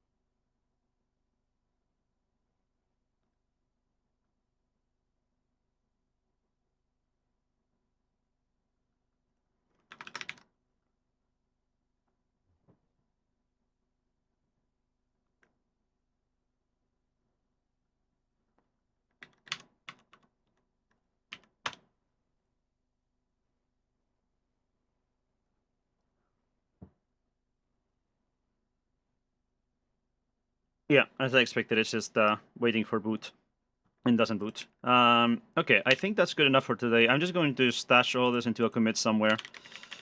Um,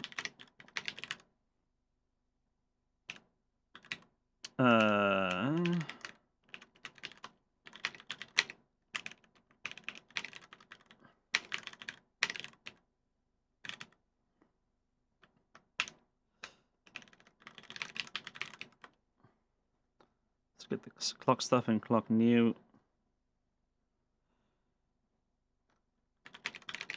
That is correct, right? Yeah. I'm just going to push that too, because might be useful for someone to have that ref. And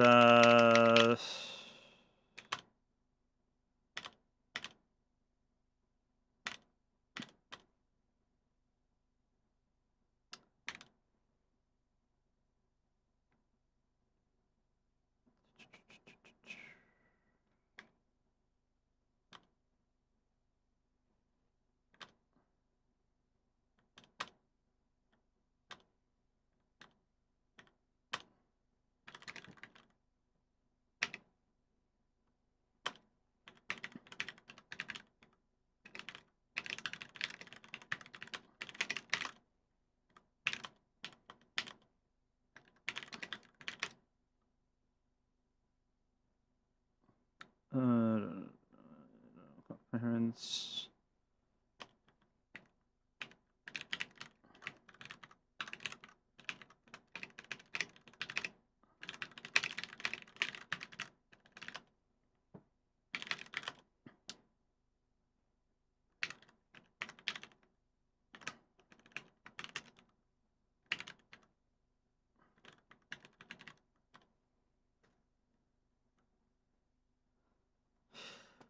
Okay, that's that needs some work on the RT-kit stuff. I don't know if the problem is the clocks or something else. And I think let's just debug, yeah. So I think I'm going to hand it off to Sven if he wants to poke a stick at this and see what the problem is, since he was working on the RT-kit stuff anyway. I assume we're missing some clock needed for the CPU to actually boot. Probably something dumb. But yeah, this looks pretty good, and I should figure out if I want to get some dinner, and probably see you tomorrow then.